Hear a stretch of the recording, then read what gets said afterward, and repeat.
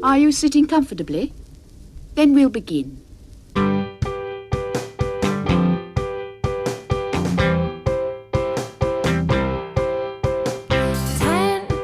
minutes left. Yeah, but there's still some time. It's not the final score. We need more than the numbers we're given. Show us you live and breathe the game. You're more than a name. That's what we came for. We can bring you more than the score. Every story. Let's take this thing off of the field into the real world away from the numbers.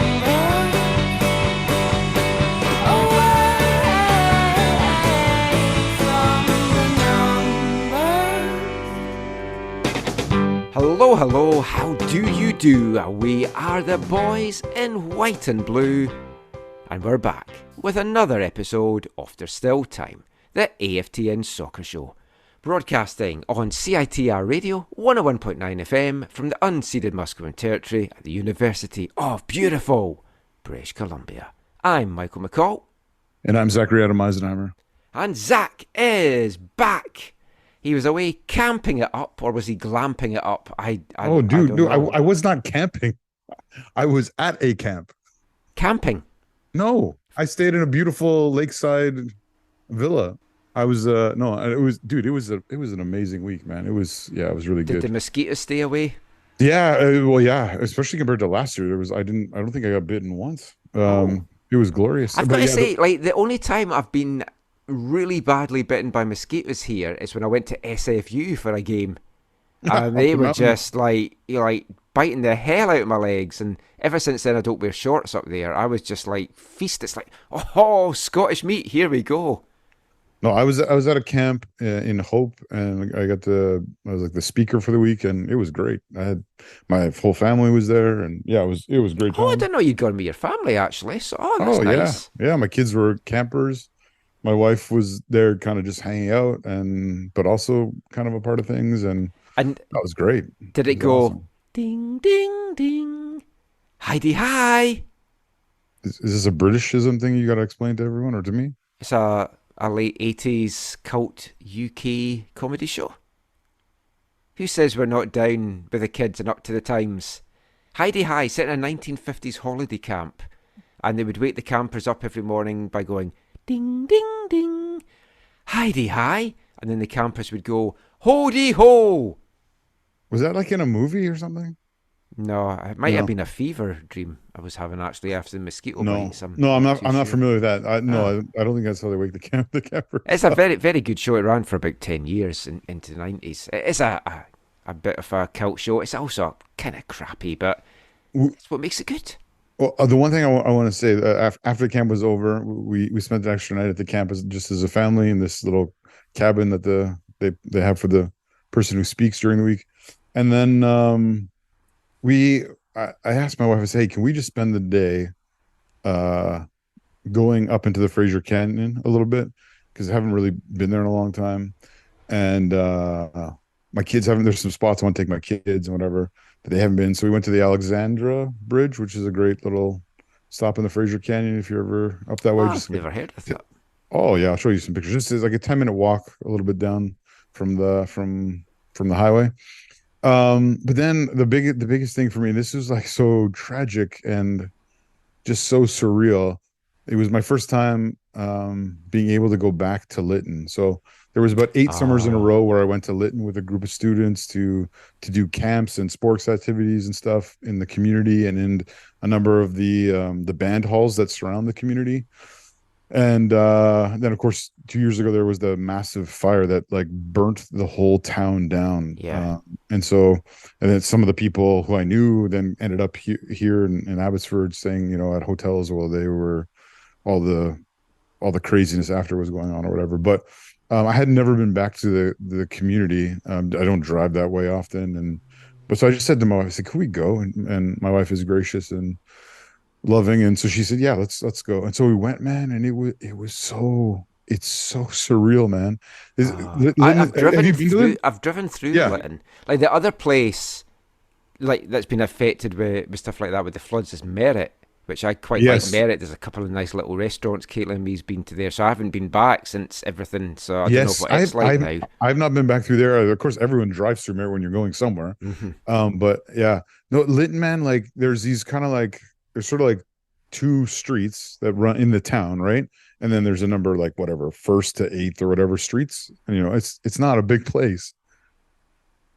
But going there, man, yeah, like so after the fire, obviously they had to remove stuff, and then in these over these years, they've literally like dug everything, and it is like the whole town is gone. On the west side of town, there was, I think, on near the river, there was like maybe one or two houses, and then it was so weird, man, because the places I used to hang out there, like the three main buildings I hung out in, they're on the east side of town, and they're still there. So like this Oh whole empty wow! town, and there's like these three buildings, and then the fourth building, kind of on the west side of town, is like the post office. And in the basement of the post office, there used to be a youth drop-in center, and that was one of the places where one or two of the summers we really hung out. Actually, we asked them, hey, well, we knew the guy who was helping run the youth community center for the summer. And we said, hey, is there anything we could do? Like anything way we can help you this summer, or whatever? And he was like, yeah, could you paint the place? Paint the place. And I was just like, yeah, It wasn't I'm what you not, had in mind, but I was like, I'm not a painter, but if that would help you and you're okay with us doing it, sure, we can do that for it.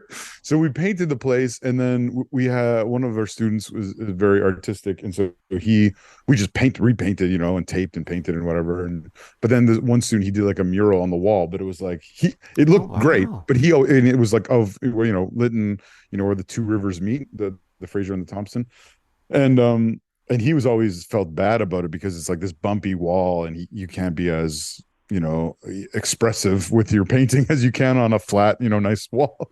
But I always thought it was like beautiful, and he always felt like bad about it. But so yeah, like four of these buildings that we had been in were like four of like the only buildings standing in the whole town, and it was so weird. And then like even when you go out of town, there's places that are gone, like swept in the fire, and you see the devastation. We drove a little bit. We drove to Nikamin. We drove just to the base of Nikamin, so I could show my kids some of the rafting areas there. When you get down, the highway goes down by the river. But yeah, it was like, yeah, dude, it was so weird. It was so I've surreal. seen it on the news and the people that's been talking about because they've still not got the money to rebuild their houses and it's taking ages to rebuild Yeah. stuff and it just with how hot it's getting every single year there you Well, wonder are they going to rebuild it and then is it going to happen again? well, apparently there is some kind of. My wife said to me, I haven't read about this. My wife said something like there is some proposal for building the town and how they want to do that and the types of houses they want to build. And but the other yeah, forest. So I think the day before that fire happened, I think it was like the hottest day on record ever. It was like 49 degrees or something Yeah, crazy. because the day before on CTV News it was all fun and folk were like Yeah, frying eggs on the sidewalk. yeah. Then And then 24 hours later it had yeah. burnt down and it's like wow. And then keeping this on a tragic note, I yeah. know it's like Yeah. AFTN keeping it light since No, 2013. no, but then you heard the news about the forest fire in Revelstoke. Did you hear about this? Yeah. Yeah, that the young woman who died is like one of my coworkers was neighbors with her and her family for years and years and years and years and years. Was that the firefighter? Yeah, the force. Yeah. Yeah, so I got an email that like the day of or the day after saying, can you please be praying for this family because they've just gone through this tragic loss. And it was just like I was like, oh, and I started reading the articles and yeah, so yeah, so Oh, yeah, wow. so I don't we're a football podcast and we don't usually talk about these other things in life, No. but it reminds you because I don't know if my wife was telling me or someone else was telling me like yeah, so many of these fires are just by people just not taking care when they're camping or when they're out and like they're not like putting Yeah. out a fire That's properly or what whatever. pisses me off so much when you listen to the news and it's like they're saying, oh, it looks like it's been started Yeah, by humans. And it's but like when it's lightning and stuff, yes, not what can you really do? much you can do in that case. The Lytton one, it's like, at first they thought it was maybe a spark from a train that had ignited something, and then it was just like lightning. So I don't even know if they ever said what Well, it was. The Lytton one, I'll tell you, the people from Lytton will tell you that it was the train because there was people who claimed to see it from the train. But that's sorry, that's allegedly. I don't want to get Yes, I know. Well, we'll say allegedly there. But I mean, yeah, no, I mean, I've been watching the news all weekend, and it's just like the whole world, like Europe's going through heat waves just now, and like I was saying to Caitlin, we've been really lucky that when we lived over in Europe, we got to go to Rome and we saw the Colosseum and all the Roman stuff. We've been to Athens, seen the Acropolis, Pantheon, Venice. At all these places now, people are really struggling. Folk are getting like degree burns of the gondolas in Venice because they're so hot out in the water. Folk are getting burnt walking on the pavements and stuff, and it's like crazy stuff. Do you know who else is on fire just now? Ryan Gauld. Yeah, good segue. I don't mean to be flippant, but I was trying to think of how to get back to it. I was going to talk about Wimbledon and Messi. Actually, let's do our Messi segue, because did you see any of Messi's introduction tonight? He was introduced to the Miami. world. For Miami? Yeah. Oh, no. It was delayed for 2 hours because of the weather, funnily enough, like since we're talking about the weather. And then it went on. I turned on, saw a little bit of it. He was speaking in Spanish. No idea what he was saying. I think it was something about coming to a league with the likes of Russell Tiber in it. It's really appealed. Brian White is my favourite striker in the world. So to be in the same league that he's playing in. And of course, to be in the league with my Scottish countryman, who I was named after, Ryan Gauld. That's what I took the Spanish to be. My Spanish is a little bit rusty. That's where I got the Russell Tiber bit put in there. But I'm sure that is what he was saying. Probably. I'm not sure we'll ever see him in Vancouver. You really? You think so? Well, we've never played Miami. I put it to Axel that we could try and get the All-Star game, and next year's going to Columbus.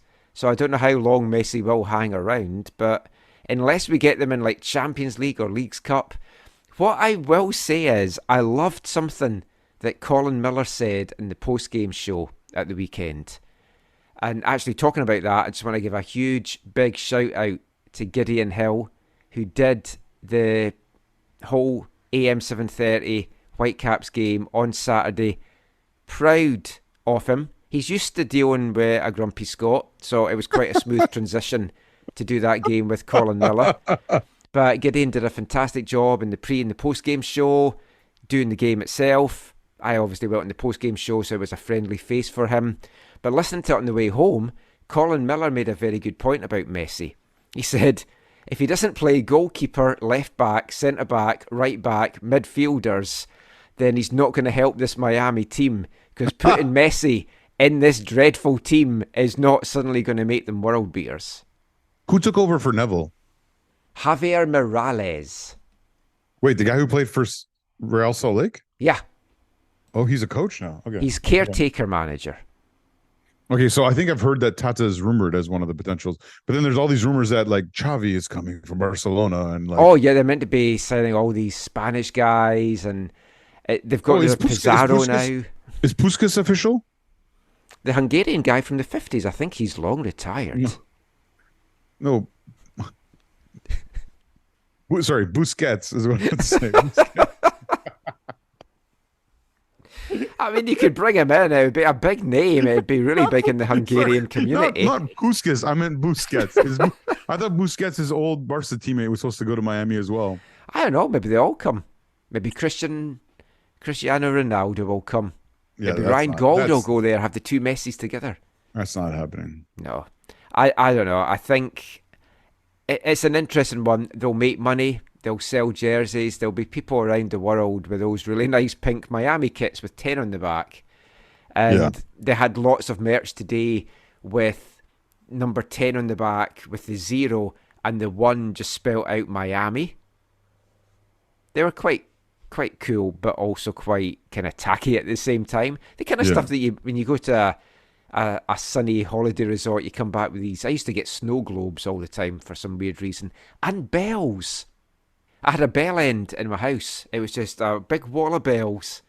But no, for some bizarre reason, when I first went abroad for the first time in 1994, which was to Toronto, Detroit, and places like that, I started to buy bells from all the different places. And then for the next 10 to 15 years, I was obsessed by finding a bell for all these places that I went to. And I had a whole display cabinet of bells. Where did you put your bells? In a display cabinet. No, now where are they? Oh, I threw a lot out. I was ruthless, and I was like, I don't need bells anymore. You didn't try and sell them? Much like the Whitecaps with their shirt sponsorship. I was like, no more bell. Just get rid of them. Throw it out. And I said, Caitlin, tell us what I will do with it. And this is why this is going to be a 3-hour podcast. I said to Zach, we'll do a quick half hour on the game, Whitecaps. The Whitecaps game, and get your 10 minutes of Vancouver FC. That's all it's going to be. I've got lots of audio coming up. Maybe I have to keep some of the audio now for another show later in the week. We'll see how this goes. But oh man, yeah. But my bells, I've kept some of them. I've got a nice Disneyland 40th anniversary bell.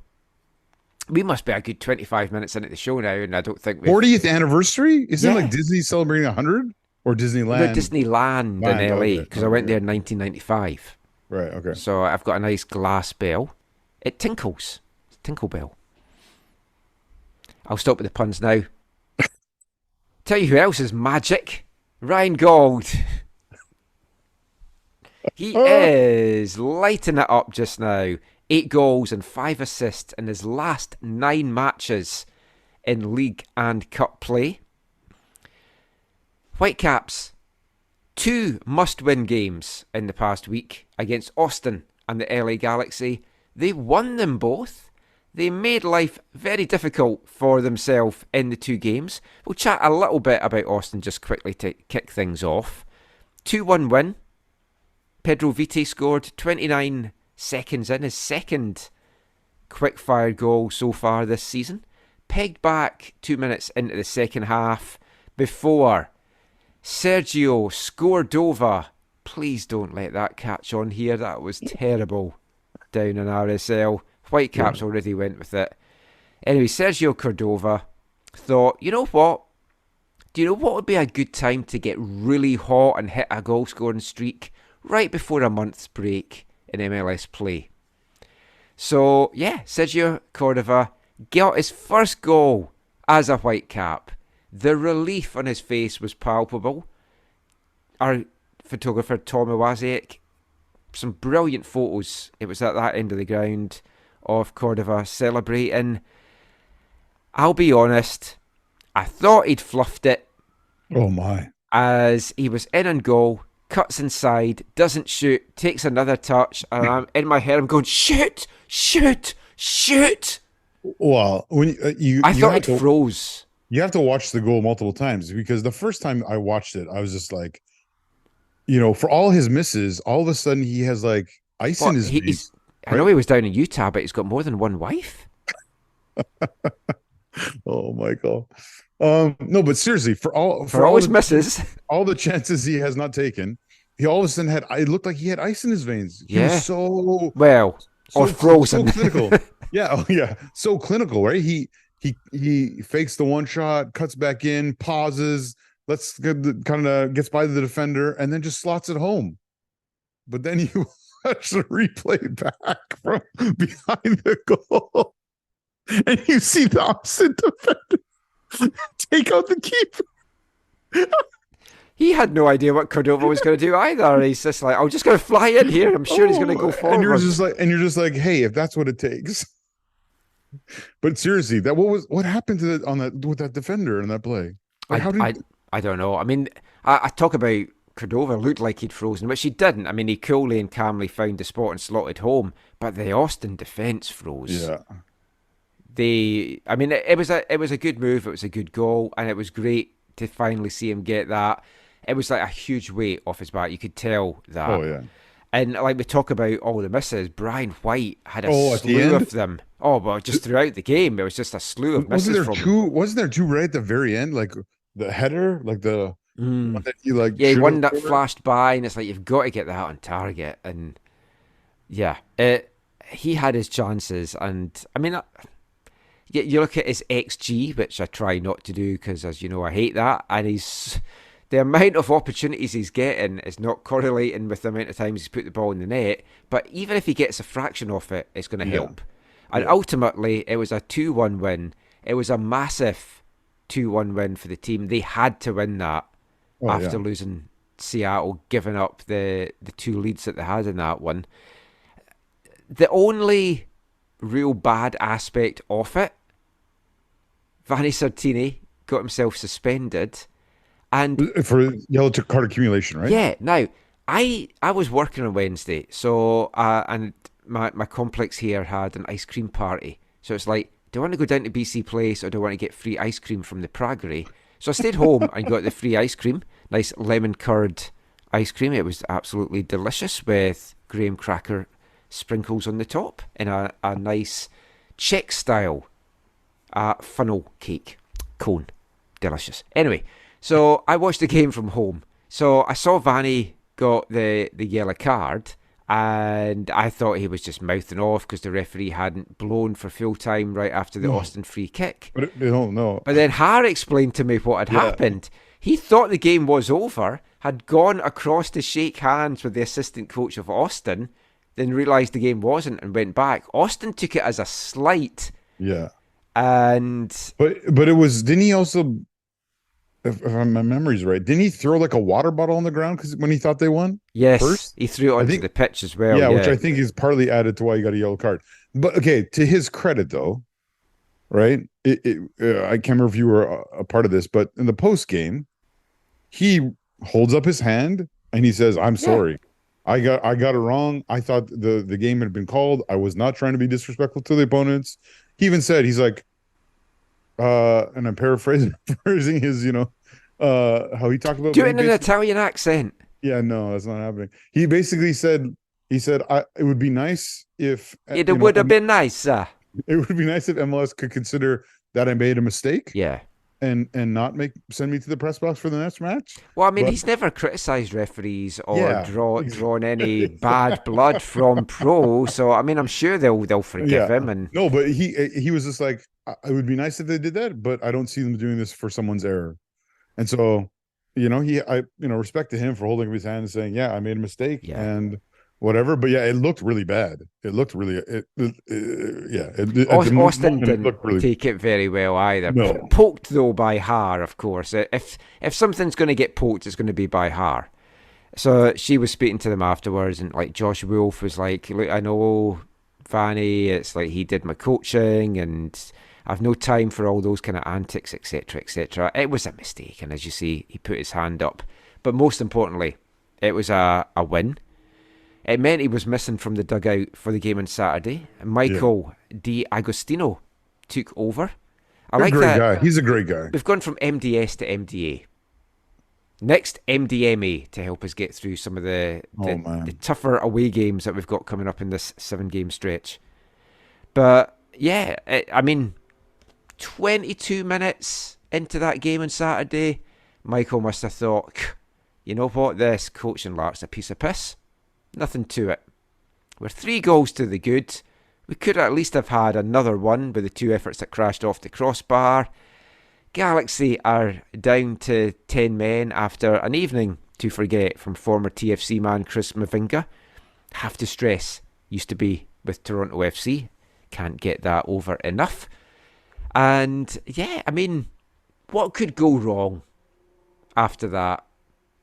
I got an email from friend of the show, Rob Townsend. He messages a lot to us after the games and listening to the podcast, and he was saying something like, 3 goals up, are they going to blow this? I was like, no, totally in command here, this is going to be fine. A few shaky moments defensively, but I'm not worried. Then I got worried. But let's go back a little bit. So 4-2 win over the Galaxy. They made it more difficult than they should have in the end. Fantastic first half, or fantastic first half hour, maybe, is the way to look at it. They were 3 goals to the good and they'd hit the bar twice, playing some lovely stuff as well. Moving the ball around freely with ease, no fear, looking really dangerous. Took the lead, another early goal, 99 seconds in. Beautiful ball in from Ryan Raposo onto the head of Brian White. puts it home. He needed that after those misses on Wednesday, but you've got to say Jonathan Bond in the LA goal should have done so much better on that. I know I've said this other times this season. I think the Montreal game stands out, but it was like Christmas in July out there, man. Like they were being giving. I mean, obviously you can only play what's in front of you, but they were being giving gift after gift after gift. That was horrendous goalkeeping. Like again, yeah, for White, he did his job, got it on target, but oh man, that was a howler, Michael. Like that was shocking. It wasn't Paddy Bonner World Cup '94 shocking, but it was still shocking from a professional. But when I first saw it, I hadn't thought anything of it, and then I was watching the replay back in the press box, and I was like, "Oof, that was like a lucky one." And you think, "Oh, maybe it's going to be our night." Oh, and then by the 10th minute, when it was 2-0, you're like, "Yeah, this is going to be our night." Now, the second goal, absolutely beautiful finish from Ryan Gauld. Julian Gressel back from the Gold Cup, put his cross into the box, deflected by former TFC man Chris Mavinga, right into the path of Ryan Gauld. Beautiful curling finish, though, from Gauldy. The finish was great. Again, from the, I don't know what you call that, the poor touch, the bad, it wasn't even a clearance. Right? Well, they'll blame the turf, which they did afterwards. Jonathan Bond said how much he hated the turf. Again, poked by Har. And he just said it's not a fit playing surface for football with the bounces. They are used to playing on grass and training on grass. Well, get used to it, because a lot of the league, especially in the Western Conference, don't play on grass. Yeah. We will be from 2026, though. Well, at least for 1 year. For 1 year, yeah. It's yeah. I don't know if you can blame that. I think Gressel just put it in. Mavinga just didn't really fully connect to try and clear it. It just bounced off him. Yeah, that's what I mean. It was another grave error from the Galaxy, right? Like, but full again, even more so than White. Full credit for Gold for hitting it so sweetly with his weaker foot. It was a brilliant goal for him. Mavinga got a yellow card as well for going through the back of Gauld. Gauld crashed one off the bar in the 12th minute. Beautiful chip. The anticipation from Ryan as he was through in goal just to try and chip it over Bond. Then the rebound came back to Shop, whose shot crashed off the bar as well. And you're like, this is just rampant stuff. It was some of the best football we've seen from the Whitecaps this season and for many a season. Just the way that they were moving the ball about. And then Mavinga, I don't know if he just had a rush of blood to his head from the head knock with Gauld or what. Hey, just when you thought the defending couldn't be any worse or the gaps couldn't be any worse. Yeah, we were talking about this before we recorded. I feel it was harsh on Mavinga.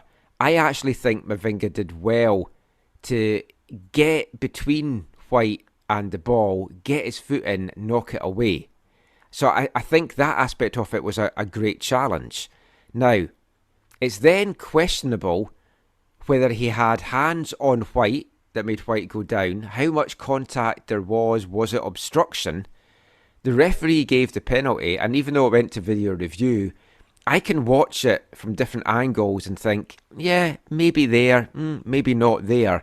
So it wasn't clear and obvious to overturn it, because there's no definitive answer for me. But I do think Mavinga did really well to get between White and the ball and knock the ball away. But if you're going to make a challenge like that, you're putting the question and the doubt in the referee's mind. And when you do that with a yellow card, yeah, because he was given a straight red, and then it went to video review, and I thought that, and at first they were going to review, and it wasn't a penalty. And I was saying to Alex, I was like, that's not a penalty for me. Then it said they were reviewing Dogso, and I was like, they're reviewing whether it was denying that goal scoring opportunity.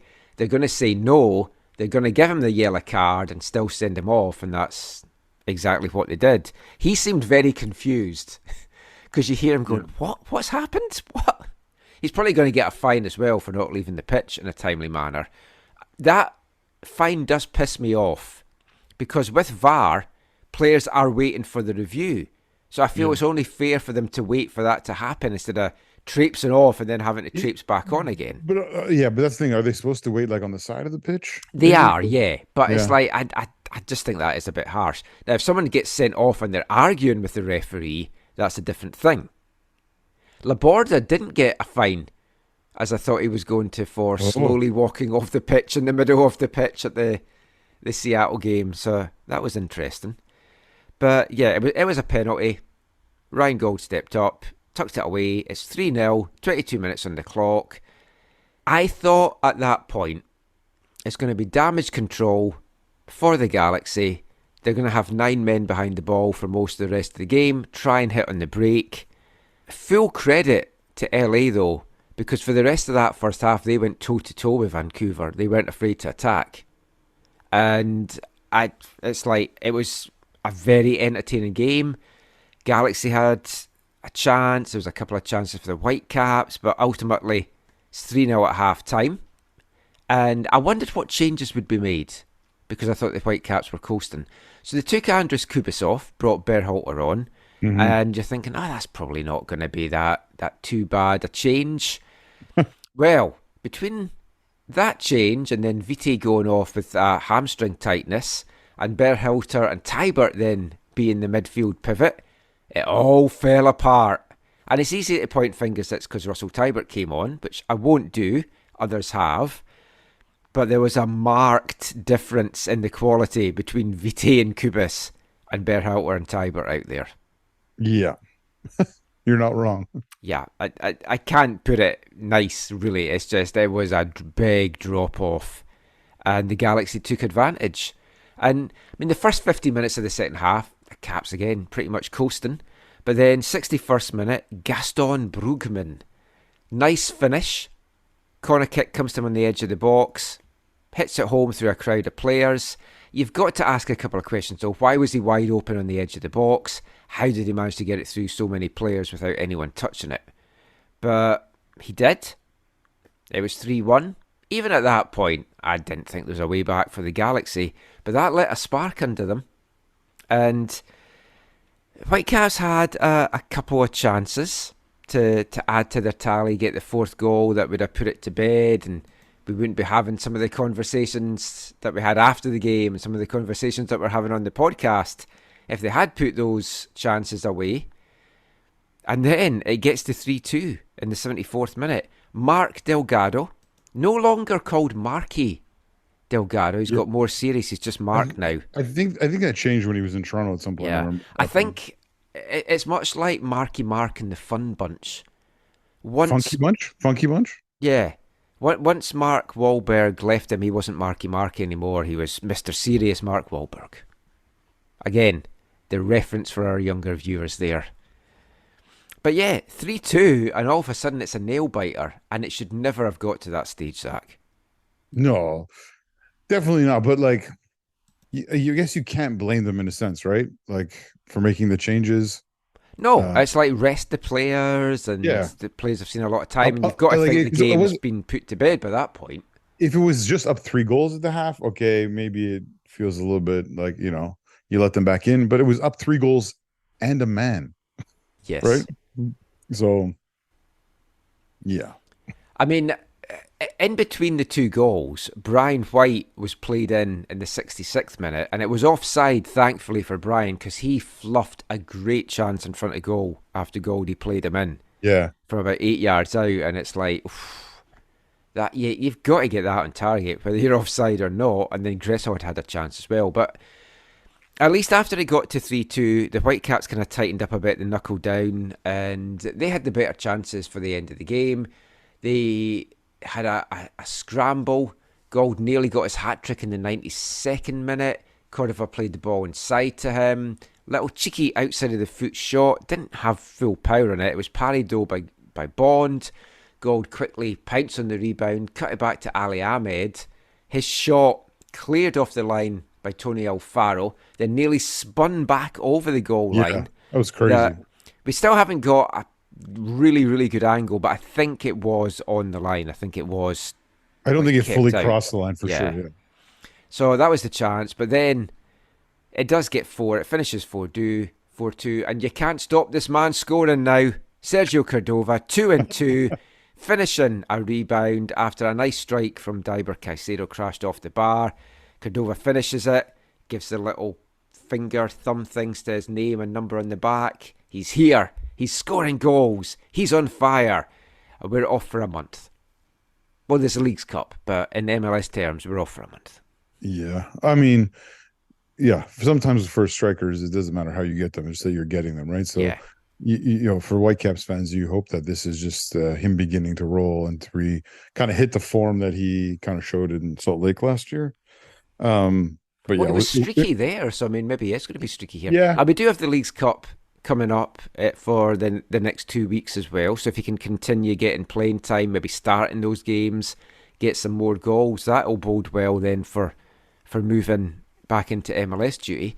So this is the home game coming up against Leon. I'm looking forward to that. This will be the only home game, though, that Vancouver can host before the semi-final due to, I believe, I'm sure if it's not right, Nathan will keep me right here, but I believe availability at BC Place is not there. So even if they've got a chance to have a home game, they can't play it. Does LL Cool J have more concerts? Very possibly. But there's the Lions and there is a concert, I can't remember who it is, and some stuff like that going on. I was referring to the Lions. I knew. Oh, okay. I mean, we obviously should get Altitude FC have a North Shore kind of rapper and hip hop star called B Kenyon, and he's been at a few of the games last year and this year. He is fantastic. He really gets the crowd pumped up, and he even has an Altitude hip hop song that he does for them. It's great stuff. I haven't been fully engaged on social media since I've been back, and I got one of those. My weekly notice that my screen time was down significantly when I was at camp, but I can't remember who it was. Someone tagged me at, oh, you got to come to the Altitude game today. Oh, yes. And then they're like in another. Oh, it's Tracy. Like, Tracy. Tracy. Clark. Yeah. Then Tracy was like, "Hey, Michael, can I join you in the shade?" He didn't in the end. Alex did for the second game because it was very hot behind the goal. There's no covering at Kinsman. Yeah, but isn't it the place where you say you freeze when you're in the shade over there? It gets very chilly. I actually had to put my jacket on at one point in the second half today because the wind picked up. It's a very weird pitch. You've got folk getting baked in the bleachers with no covering, and then me freezing at the other side as well. But it's a great place to watch League One BC football. Highly recommend it. That was the last home games of the year, but next year, get out. But yeah, almost unforgivable to give up the lead like that. Michael De Agostino said afterwards that the players were doing too much as individuals. They'd moved away from the game plan. They weren't thinking of the team. They're trying to do it all themselves, and they have to have some serious discussions about that this week. So it's great to see that they are addressing that, because I think they very much need to, because that could have gone horrible. I also want to give a big credit to LA Galaxy. There was a good travelling support up from the Galaxy. A lot of fans up for this one. Yeah, there was. Maybe they're trying to get away from all the heat down in California. It's cool up here for them. But it was a good win. It was a good 6 points out of 6. The Whitecaps now up to 7th in the standings. They're 3 points above the playoff line, but just 1 point off 5th. So things are starting to go good. We do know, of course, that there is this 7-game road stretch that is going to be coming up end of August and into September, so that is still worrying. But for now, things are looking pretty good in Whitecaps land in terms of the postseason. And it is very much up and down, because it was doom and gloom after the Seattle game last week, where it's like, I don't even know if they're going to be top 9, to now, hey, we're pushing for 5th. Well, that's the thing. I think full credit to them for bouncing back from what was in some ways, traumatic way to lose to Seattle at home, and then coming back with 2 solid performances. And like you said at the top of the show, but no, wins are all that matters. And they come off that loss with 2 incredible wins. And so, yeah, I think it's really great of them. And like you said, puts them in a better spot in the standings. It is going to be interesting to see, not just for Vancouver Whitecaps, but for the entire MLS, clubs, how this Leagues Cup is going to impact what is more important, which is the league play, right? Well, I mean, it's interesting, because when you talk to the players, they are so excited for this opportunity in these games, especially to play the likes of Leon. because you're playing the CONCACAF champions and it's something different for them and it's continental opposition. I'm sure they won't be as up for the Galaxy game as the second one in the group, but the players are looking forward to this. So the likes of like Ryan Gauld, who you might think would want a break or whatever, he's like, oh, I'm looking forward to this. I really want to play this. Yeah, but yeah, that's fair. Players want to play in these kind of competitions. I mean, as you know, I've been excited for the Leagues Cup. I think it's a great idea. It's a great tournament in theory, and there are spots in the Champions League online. Now that we've clinched though our Champions League spot, it's taken a bit of the shine off it for me. Because I think it's the top 3 that get allocation money and a place in the Champions League. But we've got that spot now. So I think there'll be a bit of a mixture, but you've got guys that do want to play in it.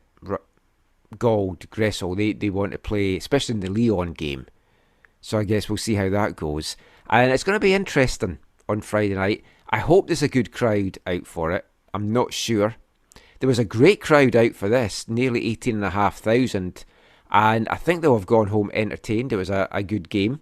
And it was great to see that good crowd out after me saying I was a bit concerned about the crowd for the Sounders game for a Cascadia Derby, but as was pointed out, there was so much going on in Vancouver that day that would have drawn crowds of over 250,000 people across the city and other events, so it kind of makes sense.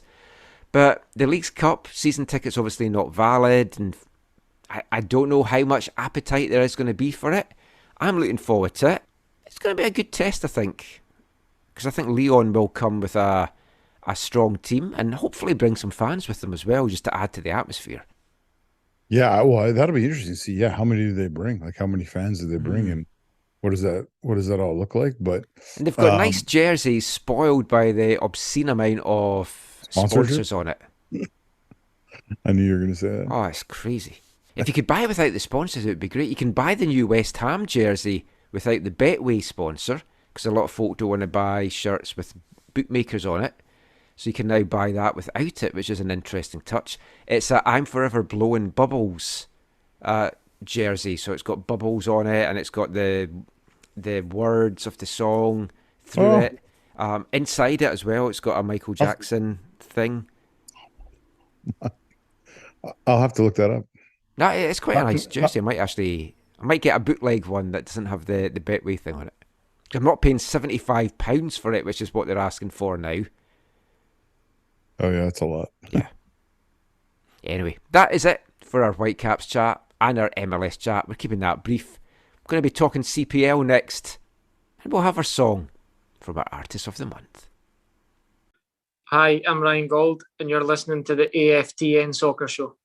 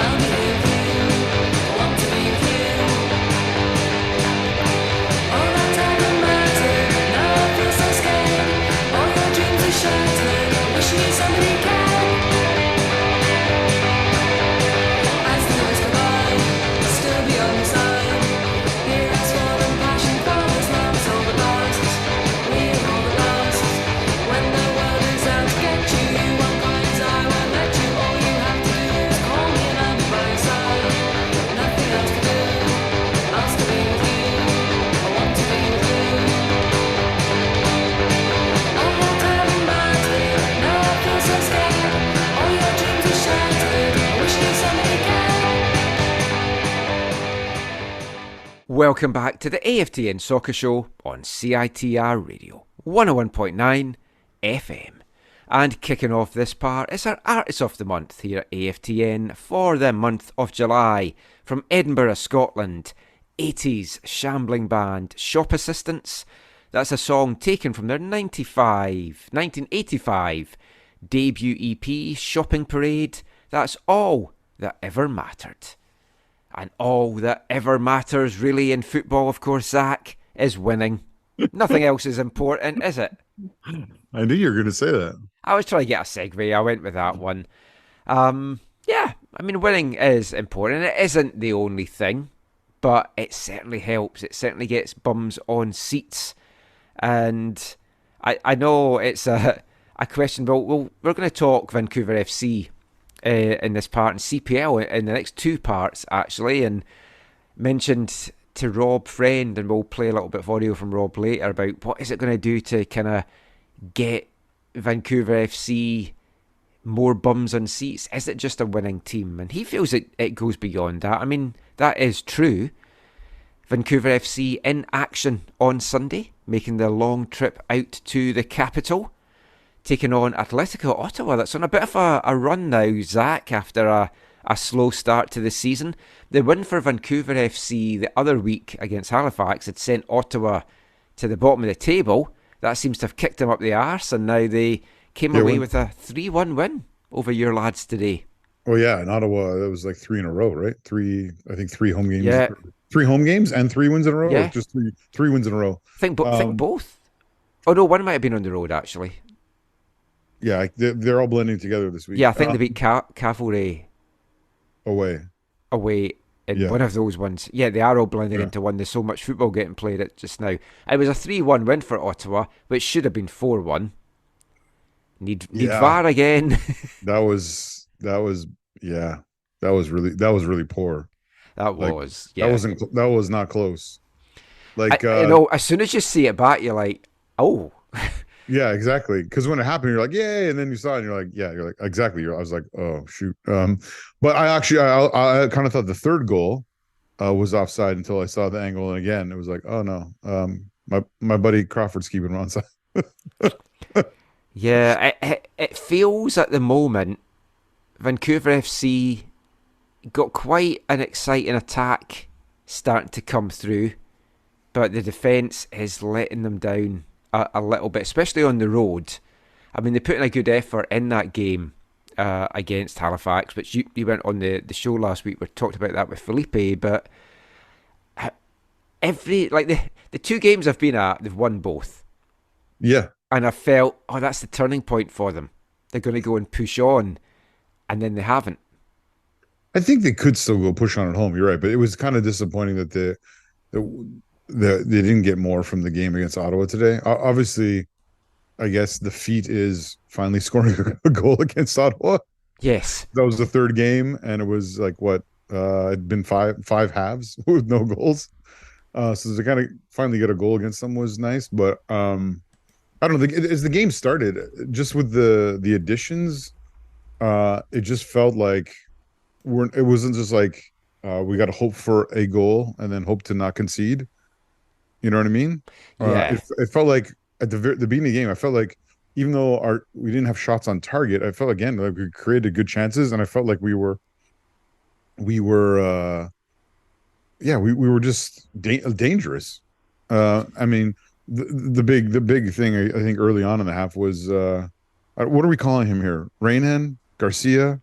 Well, he's got Raynan on his back. I mean, I'd have gone with Garcia, but I mean, I don't know. Let's just call him Raynan Garcia. It is his name after all. So yeah, I mean, we'll get into this now and then come back to the game, because there was 2 biggish announcements. One very big and one surprising but potentially big signing for Vancouver FC this week. And we'll start with the second of them.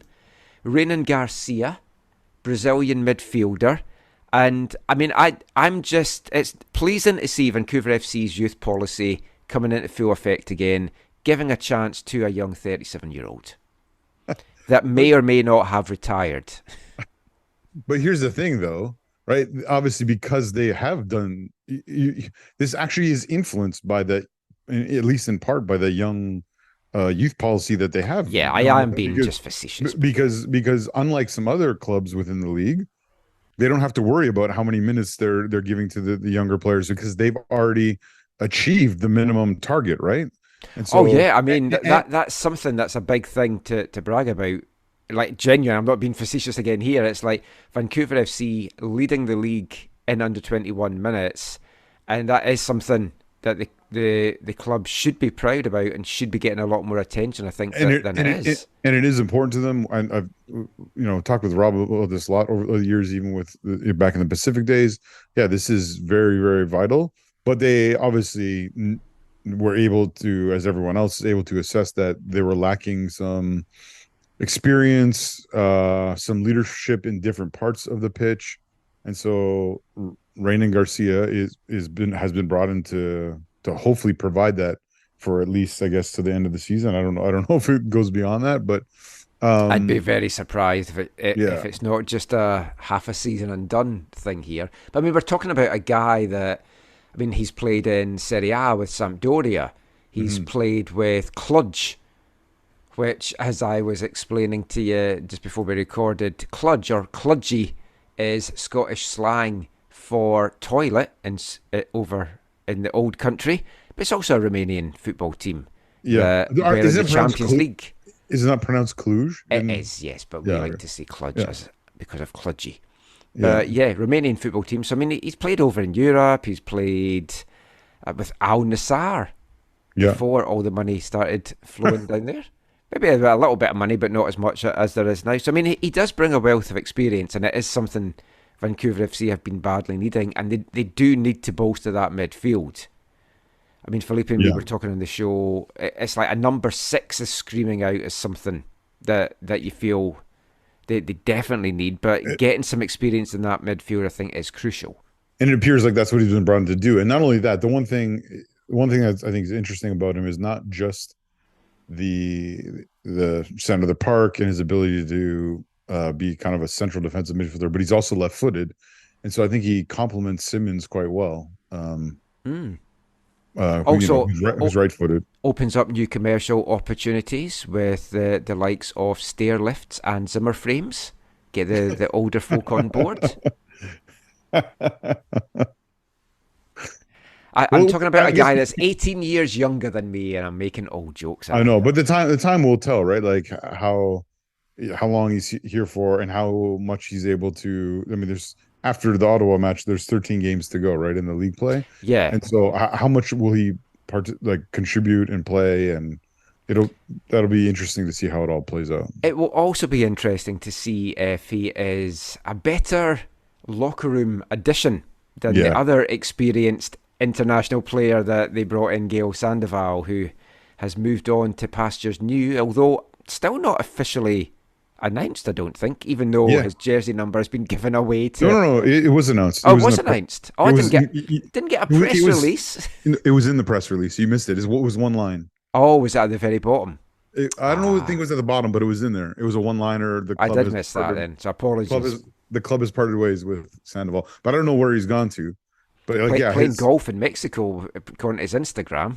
Well, according to Instagram, the day of that was the Halifax match. Yeah, he was away for a hike. He was at Lindeman Lake in Chilliwack, and then the next day he was like on a plane somewhere. So yeah, last weekend it was golf in Mexico. I mean, it's a shame it didn't work out, and I guess we may or may not know the full thing. Maybe at the end of the season, Rob or Afshin will be willing to open up as to what happened there. Oh, I'm sure we'll find out. I just don't know if we'll be able to talk about it. I don't doubt we'll be able to find out.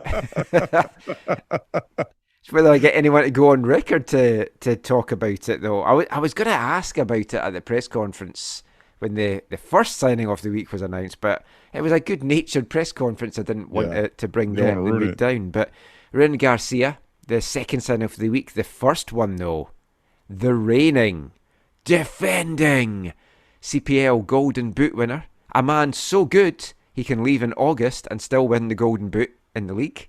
Yeah, how many games did he play last year? 13 goals in 18 games. 18 games and won the Golden Boot, yeah. Alejandro Diaz, the Mexican maestro, the king, as the graphics the day before said, the king is back.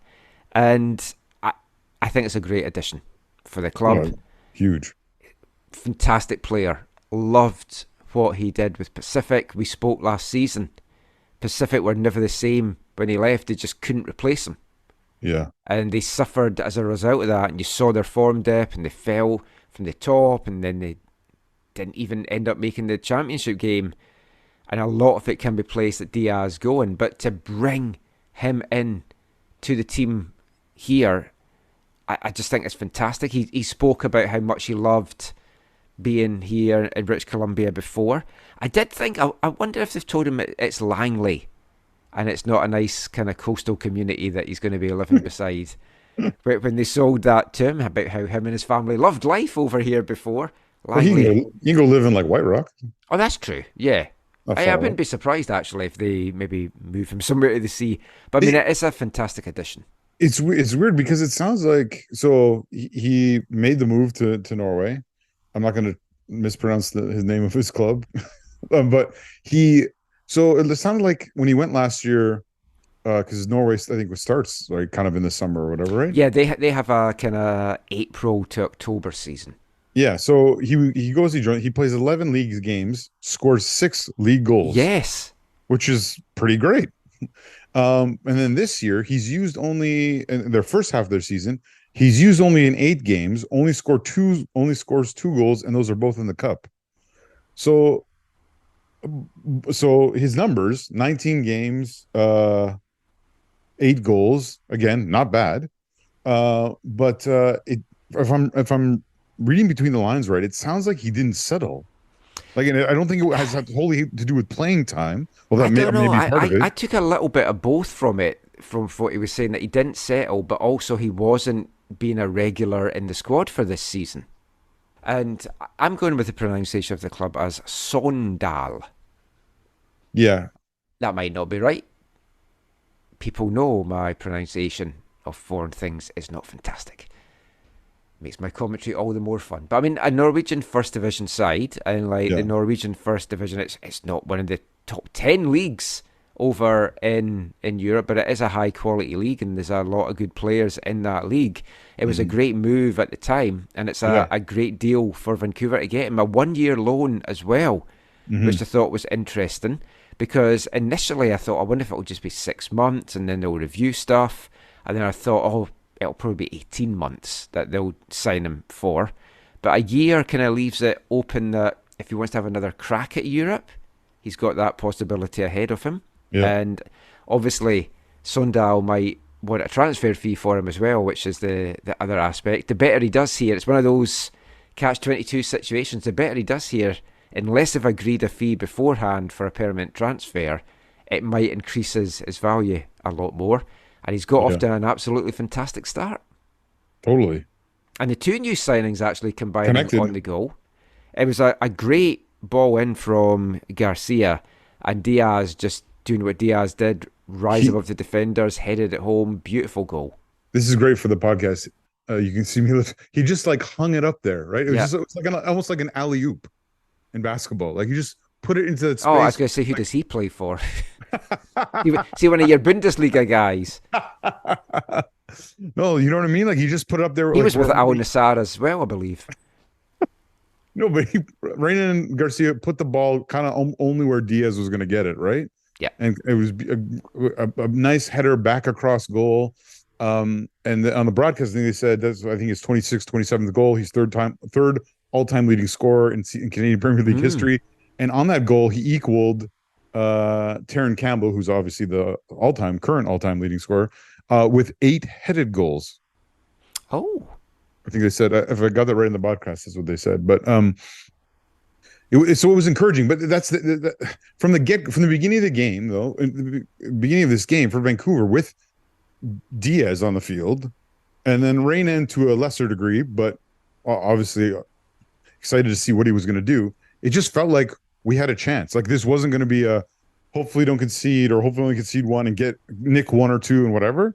It felt like we actually had it felt like we had I'd say the run of the play in the first. Yeah, I thought 20 minutes. Once it was tied up, they were right back in it, and I fancied them to push on, and then they didn't. Ottawa got those 2/3 goals that they should have had. But one thing that was an issue, and I think it has been an issue all year, or not, it's been an issue for most of the year, is how do you fit these different pieces together at the back? Because at the beginning we thought, they're really strong at the back, but it's how do they fit?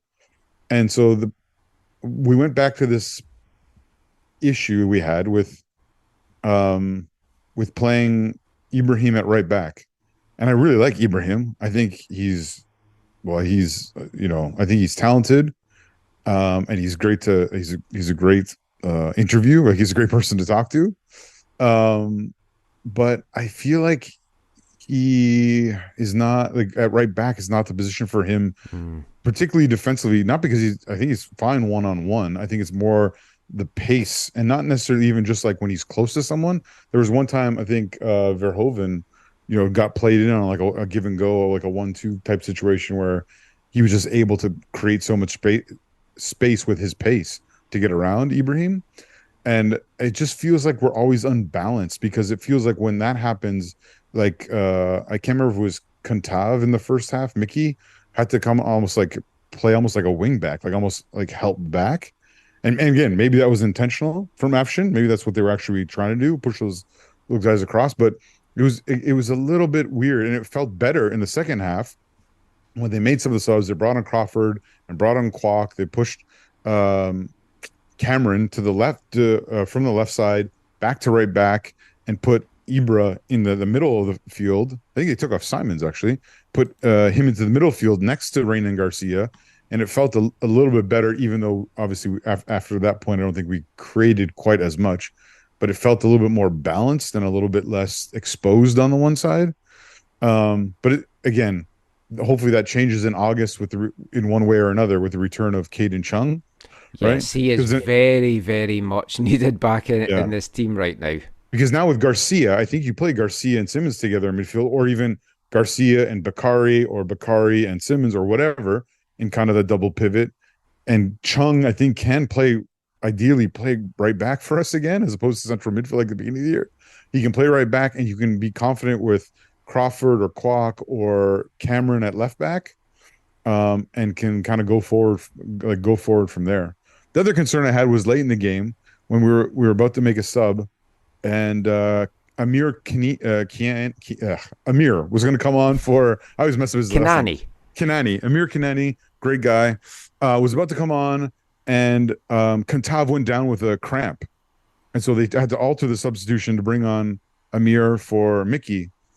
And Sean Hundal is our leading goal scorer in the season, or whatever, but he can't really be playing those wide positions. Like, you just saw how disconnected it was, and whatever. Like, he needs to be in the middle. And even there was times in the game where even him and Diaz together in the middle was either good or awful, right? So again, part of it's like, I think they need to work together more and get in sync and all that kind of stuff. But it was a short-handed bench as well, which I was a little concerned and surprised by. I didn't understand why. I didn't go on the post game, but I wanted to. I might ask Ashton about that before the next game, because it felt weird. Like, why is there only 5 subs? And I don't know if that, because there are players that's going to be moving on. Maybe they have already moved on, and that there's meant to be more comings and goings. Maybe they were hiking. Maybe they're hiking in Chile. Maybe the other thing, just to go back to the defence quickly. I said this on the show last week. I think we were maybe lulled into a bit of a false sense of security with the pre-season games, but they were going up against League One and VMSL teams, whereas then go up against some of the CPL defenders, which is a better level, and it's like, maybe that back three or the back four with Bakari at right back's not as good as we thought it was maybe going to be. I think that's totally valid, but I think also in some of those preseason games, they were still trying to figure things out. And correct me if I'm wrong, but I'm pretty sure Caden played right back at least a couple of games before they moved him more into the midfield. Last thing on this, on Diaz, with him in, do you see it as a 4-4-1-1, or do you see it as a 4-4-2? Yeah, they played more. Felipe and me were wondering about this. It's like, do you have Felipe behind Hundle, or do you play him up beside Hundle? I think sometimes those numbers are not as significant as we want them to be. Carl, our friend Robbo used to say that all the time. Those are just kind of, that's how you just start the game, and there's a lot of fluidity throughout the match, obviously. I would say, to me, they were a little bit more like a 4-2-3-1, where Hundal was that central of the three, because they kind of did play like a double pivot with Simmons and whatever. But yeah, whether you call that a 4-4-2, a 4-4-1-1, a 4-2-3-1, those are all. It's all moot. Yeah, well, they're all not moot. That's maybe the word. There's slight variations of the similar variations setup, right? of a theme. But which I think is helpful in terms of, for the coaches, is helpful in terms of, hey, how do we want to create different looks or move about the pitch in different ways and all that kind of stuff. But the one thing I'll say is the Diaz too, aside from obviously scoring, is one of the other, if I can say, criticisms of Hundal has been his ability to be more involved in the pressing game. Whereas Diaz, there was multiple times today where I was just like, oh, and maybe it's just like his first game back or whatever, want to make a good impression. But there was times where he was more involved, more hustle, more pressure, more whatever, and like that is definitely something that we need in that forward position. And they're certainly going to get that from him. Well, talking to Alejandro Diaz, he was introduced to the media this week. Myself and Felipe were there in person. Zach was on the Zoom. Let's just bring you a little bit from Alejandro Diaz's press conference just now.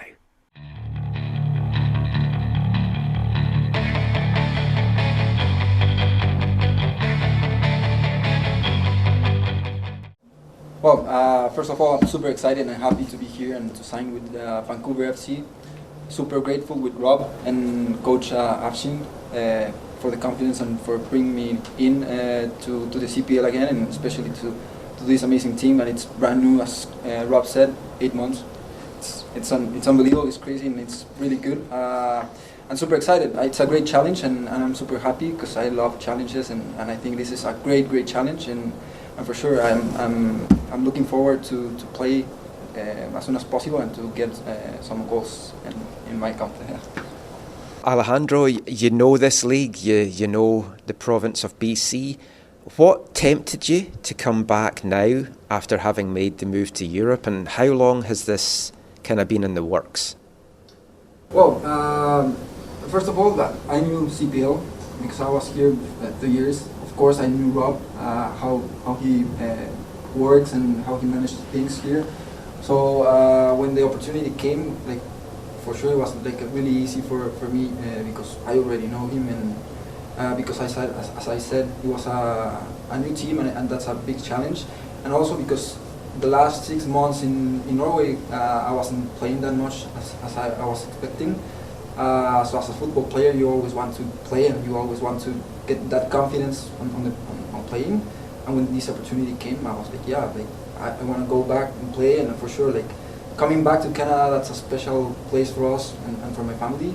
We love Canada. Our son was born here, so we're super happy and excited to come back here. So, like, yeah, we love everything here. The move to Norway, it was obviously an exciting one for you. How did you find that whole experience? And how did you find the quality of the Norwegian First Division compared to what you'd seen in the CPL? Well, I think it was an amazing experience and a great chance for me just to take that step to Europe. It was a dream for me playing in Europe, and I achieved it. I learned a lot, especially in like tactics. I think that helped me a lot in the tactic way, and hopefully I can just bring that here in the CPL and take advantage of what I learned and bring it into the CPL. And difference, I think, is just like tactics a little bit, but that's it. Like here, it's a great level. It's amazing how the level is like in just 5 years. In 5 years, it's unbelievable, and I think it's great, and it's great for Canadian soccer.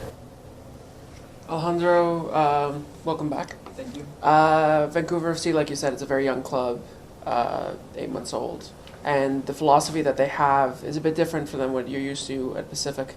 Very youth focused. You're coming in, and immediately people are going to look to you as a sort of leader. Not just because of your experience in the CPL, but now you have added European experience.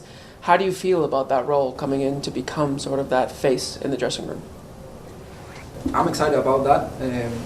I think it's great to have a lot of young guys, because I think there's a lot of quality, and I think right now we have a really good mix between young guys and experienced guys.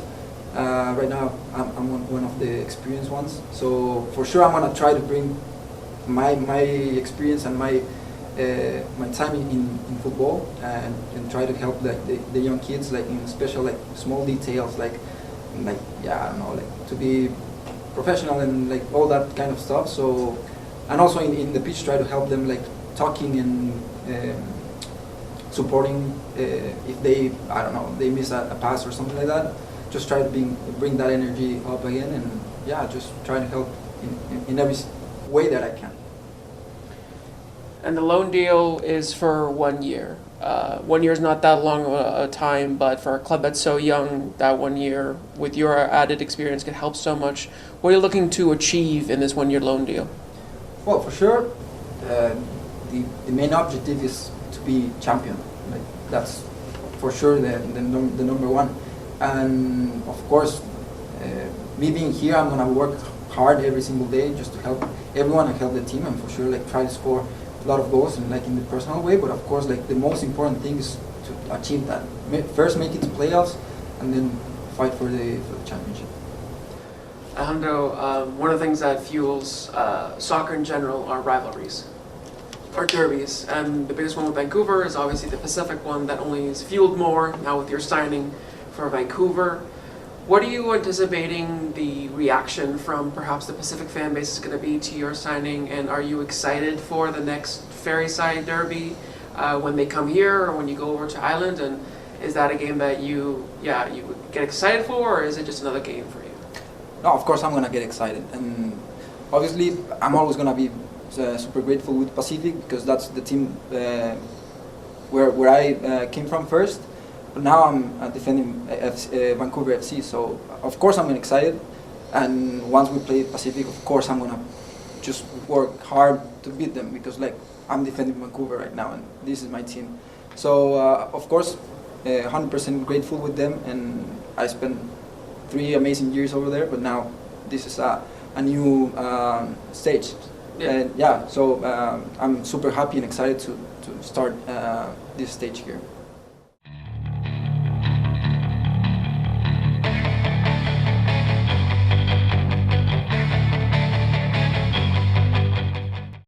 Alejandro Diaz there, just excited to be back in the CPL, and he is going to be a fantastic addition for the team.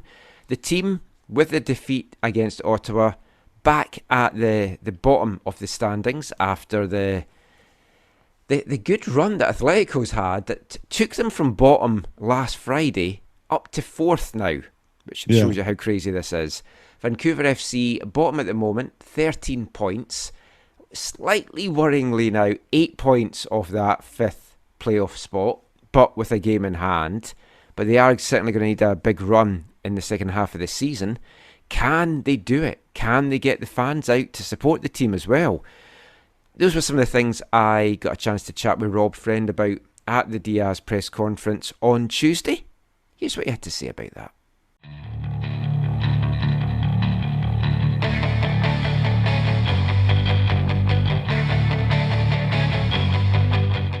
Yeah, very excited day today for Vancouver Football Club. We're an 8-month-old team, and we've had a tough start this season, to be somewhat expected. But I'm very proud. I'm very excited to be sitting here next to Alejandro Diaz. I'd consider him, one of the best, most exciting players in the Canadian Premier League in the past. I know him from my time at Pacific FC. And when the opportunity came that he might have been looking for an opportunity to come back to the league, obviously I jumped all over it, much like any team in this league would do. And we got it done in a quick time. And I think Alex is excited about the opportunity to play for this club, to play for this city, to represent the badge. And we're excited to get him on the field and see him to start scoring goals like he left this league. So excited, proud day for the club that he's here, and obviously we're at a very ambitious club, and we're looking to have a strong second half in the season, and Alex is a big part of that. So, what other potential things you're working on in terms of bolstering the squad? Yeah, no, I think obviously we made the move with Mickey with the Calgary swap there. He's been a fantastic addition. Obviously I've been following Alex in Norway, and look, first off, I want to say he'd had success there. He did great, so it's not like this is a failure for him. He scored goals. I think he had 6 goals in 11 games. I know that league quite well, and there's a lot of politics that go behind it. So I think he needed to get back, to a club that really supported him. And we know his goals speak for himself, his ability to speak for himself, and I'll let him do the talking on the field. So, I think that it's not only just an addition we needed at this club. I think it's a bit of a statement as well that it's not been good enough on the field. Look, we understand that this is a long-term project on the field as well as off the field. We put a roster together very quickly in very challenging times with sort of the roster restrictions that we have at the league. So, I think this summer we've allowed ourselves the ability to make some moves with, some players coming in, some players that are leaving. I'd probably say that we're maybe 1 or 2 more moves away that we're looking at to strengthen the squad and make a run for playoffs. This is a market that wants winners, needs winners. This is a club that's ambitious. Obviously, it doesn't happen overnight, and we need to build those pieces for long term. And Alex, obviously, this is a year loan until next summer. But hopefully he can have success here and stay long term, and add pieces this summer that not only are going to get us the position we need this year, but also that go into next season. Those building blocks to strengthen the roster. Yeah, you touched a little bit on what you're looking to now do in the second half of the season. How do you look back on this first half, not just on the pitch but off the pitch as well? Is there things that if you had a little time machine to go back that you would have done differently? I think it just comes down to time. I'd say we probably I tell people we're a year early on this project. I would have loved to have an extra year to prep in the community, building the stadium, the infrastructure, the staff. And this is a mature sports market, so to come in so quickly in a startup league as well, in a league that still is very immature in the sports market across Canada. There's still an awareness issue here in Canada, what the CPL is and what we're trying to do in Canadian football, developing Canadian players, developing the game, creating an ecosystem across the country. So this is a difficult market to just dive in. We announced this brand, this club in November. We had about 2 months to build a roster. We're still building our front office. We're still doing things. We're just diving into the community work that we're doing. And that takes time. We're competing against sports organizations that have been here for 20, 30 plus years. So I would say time is everything right now. So, but it is what it is. So I think we have a good start now. I think we built a solid foundation with the fan base that we're getting here. Am I happy with that? No, I want to see that stadium full, but that takes time as well for the community to understand what we're doing and what this is about. So it's not only just on the field product that needs improvement, that will improve, but the off-field product, the entertainment value that we're offering, to me, it's to me this is the best entertainment value in the Lower Mainland with showing up. It's accessible, it's affordable, but you need people to show up to see the product, and it's a work in progress, and we have fantastic staff off the field, and I think the product's getting better on the field. It's a fantastic product, and it's going to take time. So I think that's sort of the overall summary. How do you get the crowds up? And you're not alone, because the Whitecaps as well, for a Cascadian derby, just got over 16,000. You've done so much, you've advertised, you've got in the local communities, the youth clubs have maybe said they were going to buy lots of tickets and it maybe hasn't come to pass. How do you get the crowd up? Is it just about having a winning team on the pitch, or no? I certainly think it's winning helps. I don't think that's everything, and I think you got to be careful with putting all your eggs in just winning and on field. That's important. We're going to do that. I'm confident there. I'm not losing sleep. I think it's getting the data this season. I mean, we really were. We were throwing darts at how do we market? What is our target? What is our market here? Is it Surrey, Abbotsford, the Tri-Cities?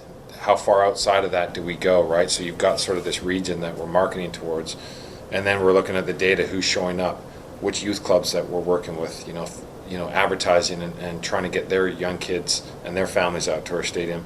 So I think really honestly in the last 6 months we've really understood of what the market looks like, what's working, what they're looking for, what do we need to do better in the communities within the youth clubs, which youth clubs that want to work with us, that want to support what we're doing in the Canadian Premier League. And I think we're already within 6 months we have a much clearer picture of what this looks like, and now we can really do specific targeting within those markets, within those clubs, so that they start coming out. And then I think overall it's awareness. Everyone who comes to the stadium goes, wow, I got a $5 beer, there was live entertainment, my kids were happy running around, they were getting face painting, there's activations, fantastic event for my family, I'm coming back. And we need, that's a handful of people that do that they come back, and then you need the next group to come in. So that takes time. So we have to continue to look at this long term and not always react. But obviously within 6 months we threw the stadium up. We started selling tickets in I believe it was in a few weeks before the season started, because we didn't have a stadium, we didn't have a stadium map. So we were really behind the ball on that, but I think we're catching up and understanding what this market looks like.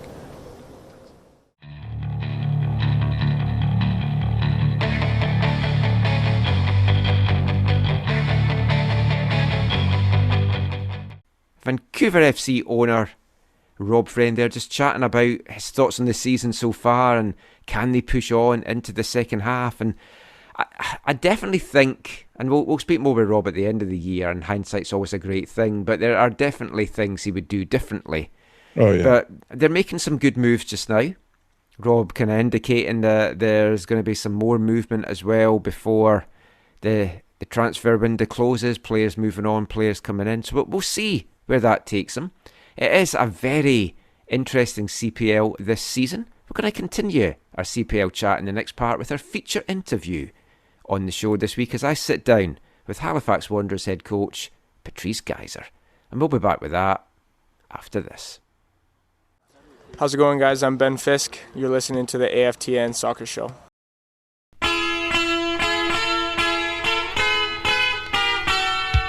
When I see you crying, I want to cry with you. Cry with me.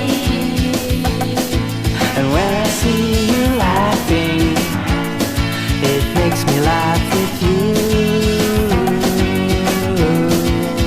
'Cause it's a part of me. It's a part of me. It's a part of me.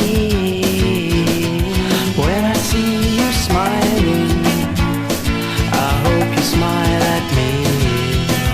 Smile at me.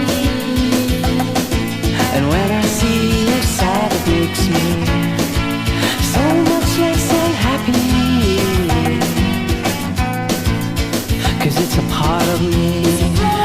It's a part of me. It's a part of me. Oh.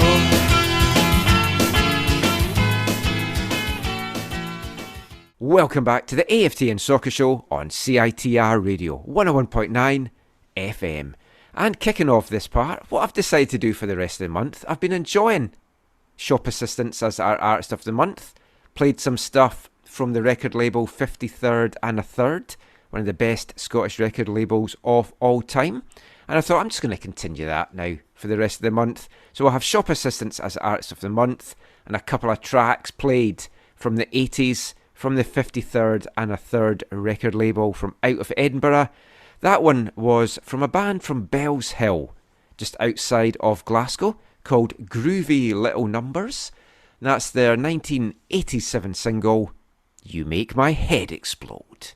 Bells Hill, as an area of Scotland, has produced a phenomenal amount of influential bands. If you look at it like, say, it's like if all these influential Canadian bands came out of New West. It's such a small town outside of Glasgow, and it's all these top musicians. BMX Bandits, the Pastels, the Vaselines, Groovy Little Numbers, the Boy Hairdressers. I could go on, but nobody cares. But anyway, You Make My Head Explode. And do you know something that almost made Halifax Wanderers head coach Patrice Gheisar's head explode? The loss to Vancouver? No, the final in the CCAA Nationals last year, which was played in Langley when Patrice Gheisar was head coach of Seneca Sting. Lost in the final to Humber Hawks. Controversial game. They led 1-0. Were down to 9 men after Humber should have had a guy sent off, and that was not given. Then they went down to 9 men, gave up an equaliser in stoppage time and lost in extra time. Heartbreaking stuff. I really thought Patrice Gheisar was just going to explode at the referee after the match. I did the commentary for that with Corey Basso. Many others, of course, will know Patrice from his time in charge of Vaughan Azzurri, leading them to an undefeated League One Ontario season last year, earning them a spot in the Canadian Championship this year, which sadly for Patrice, he couldn't see that job through and lead them to potential glory against CF Montreal. So I've wanted to catch up with Patrice since then, especially after he was appointed head coach of Halifax. I did that this past week, just to chat about coming into the CPL, all things Halifax and a lot more. So go stick the kettle on, grab your biscuit of choice and enjoy our chat with Halifax Wanderers head coach, Patrice Gheisar. You're my wanderer, little wanderer, off across the sea. You're my wanderer, little wanderer, won't you wander back to me, back to me. So Patrice, thank you so much for joining us for this episode. It's a chat I've wanted to have with you for a long time, and we've finally got round to doing it. And I think it's going to be a very interesting one. So welcome to the AFTN Soccer Show. Good evening. How you doing? I know it's been a very busy time for you at the moment, flying out to the West Coast here for the game against Vancouver FC on Friday, then flying back to take on Pacific on Tuesday. You've got a short turnaround time before you're flying back out to take on Cavalry. Every day is an adventure, right? Every day is a crazy adventure in our trade. I can imagine. It's like, I know you've not had a easy time flying like from one side of the country to the other and then back again. So just wanted to start off, but asking how the appointment really came about from you. I talked in my preamble that I was familiar with you from your time at Vaughan and with Seneca, but how did this appointment come about? Was it something that had been in the works for a little while once it was clear that Stephen Hart was moving on? To be honest, everything happened so quick. Obviously, I just returned back from BC, disappointed, but I set the bar really high for myself. I wanted not to lose a game that entire year. And with Vaughan, we went completely undefeated. Yeah. Even the game that I did the reserve game, we were undefeated. And with Seneca, we had a real good season. We were undefeated till OCAA finals. And we lost 4-0. A really bad loss to Humber. And with that stuff, I'm the kind of guy that if I lose, like, you will get my best the game after. I don't take that stuff well. Setbacks are just what really made me become the person I am. And we really prepared for nationals.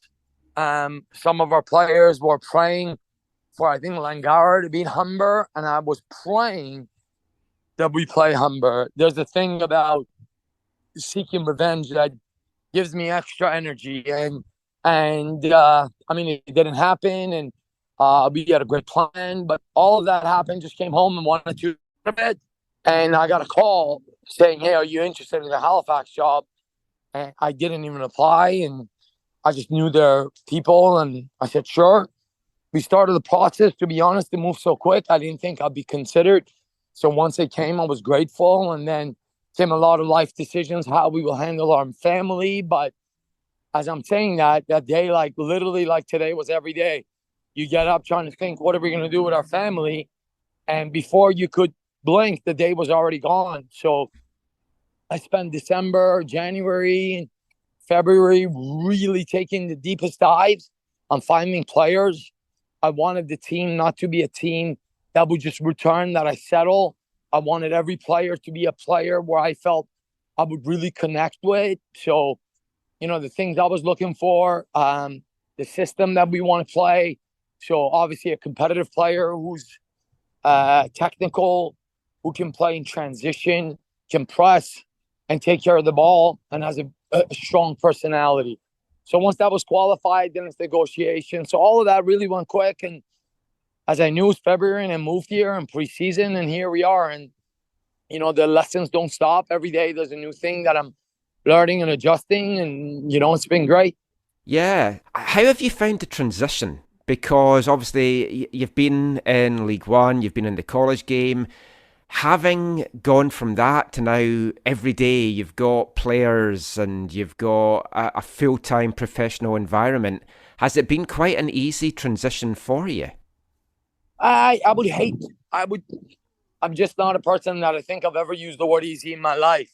But I would say the transition, yeah, for sure, the level is higher.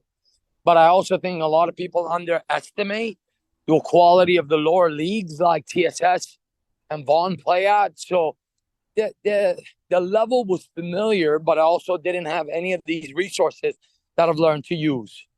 So, for example, you know, a full strength and conditioning, physio, a full staff, a video analyst, facility. So all that stuff has been great. That stuff, the adjustment has been same. You know, obviously you have a lot more preparation. So for me, I think the biggest challenges have been, one, understanding the opponents. You see on the video, you see it, you understand them. But when you play them, you kind of start to form an ideology about who the coach is, how his teams play, and who his players are, and who his special players are. I think no amount of preparation in regards of prior to playing to them will get you going with that. And you see it in some of our results. We haven't been great against the team first time, and we've been much better the second time. So that's been one thing that I've had to adjust to and understand how everyone plays. And then the second one has been about the everyday life. You know, it's really challenging.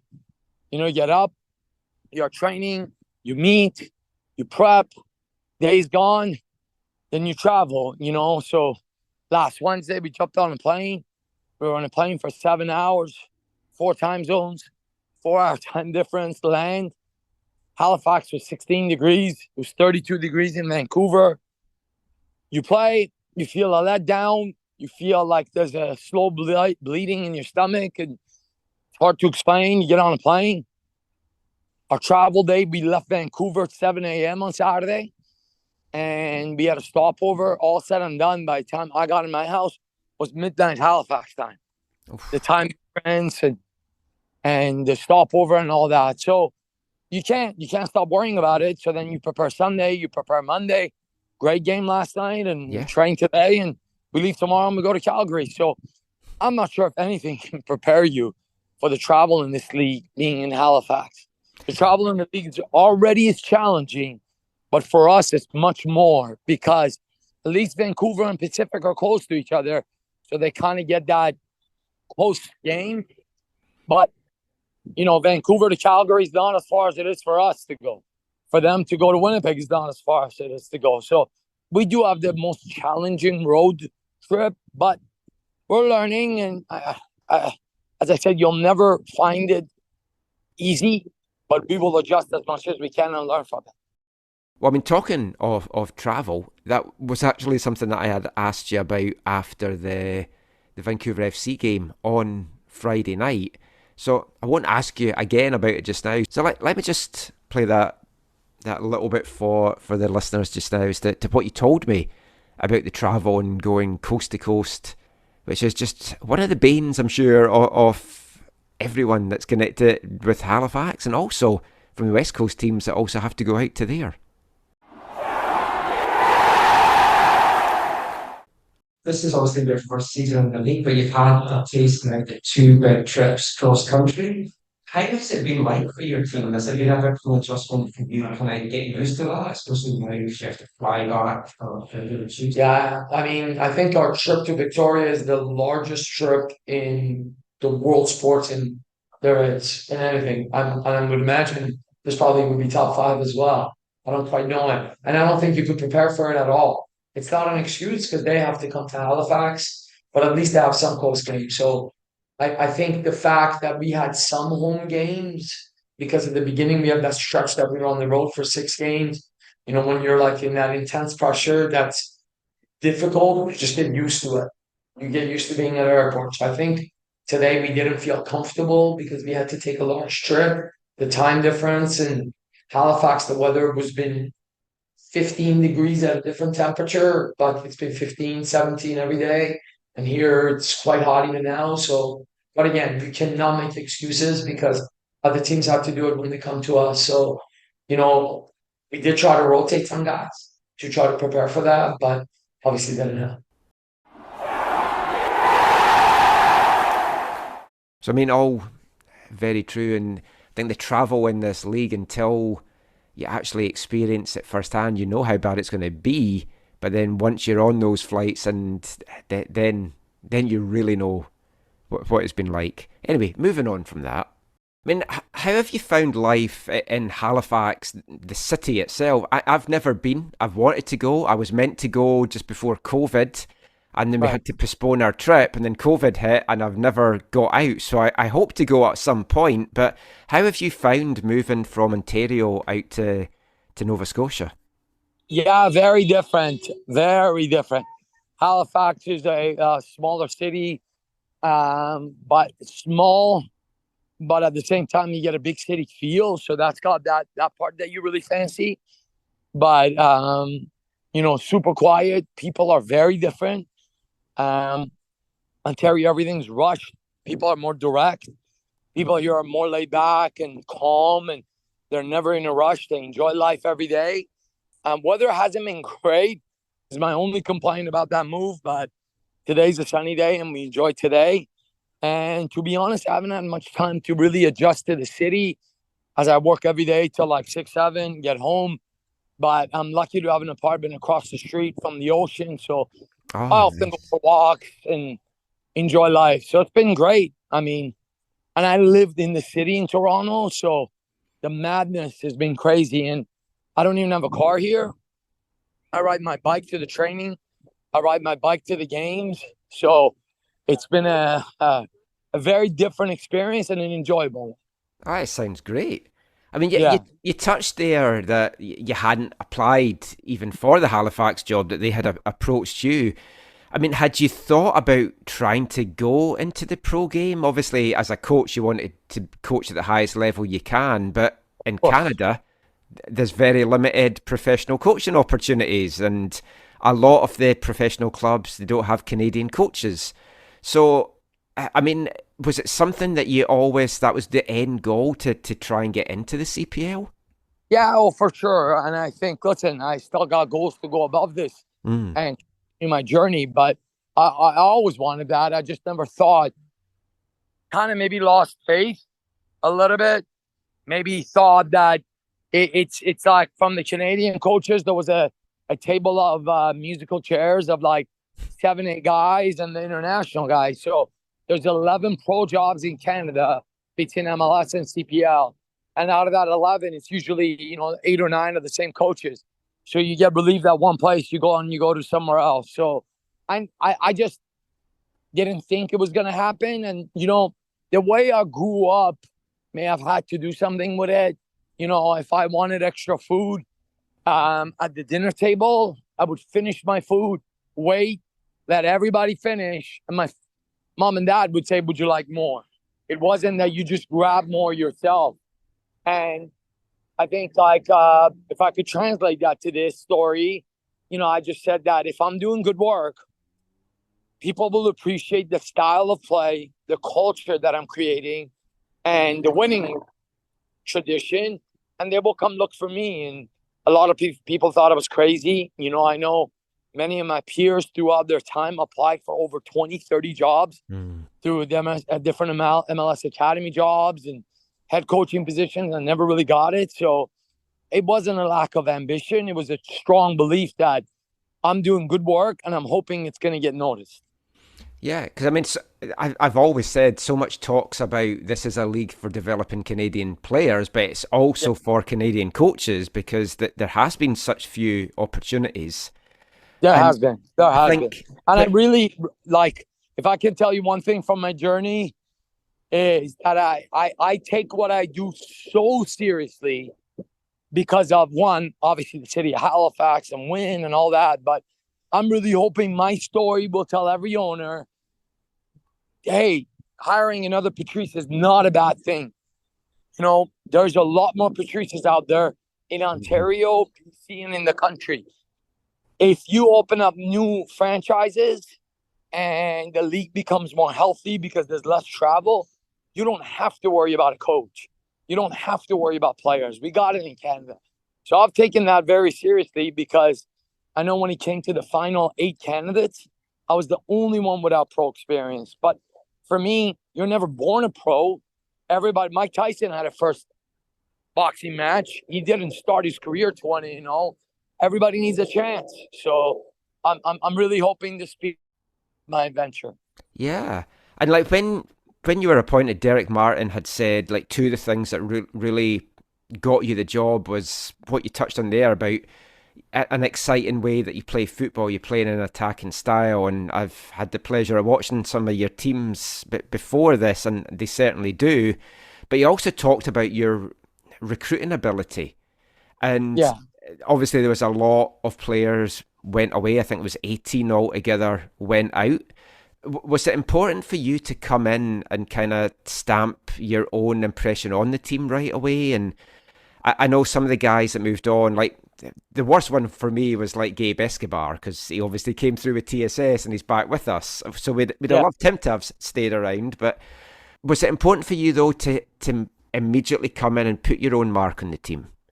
Oh, absolutely. Because it's like, you know, and I really call my teams not a team. I call them my family. So I think for me, you know, I wanted to make sure every guy that's there has my same shared core values, principles of playing football, and shared vision. Those are the 3 different things, you know, like the codes that I came up with along with our team is unity, passion, and dedication.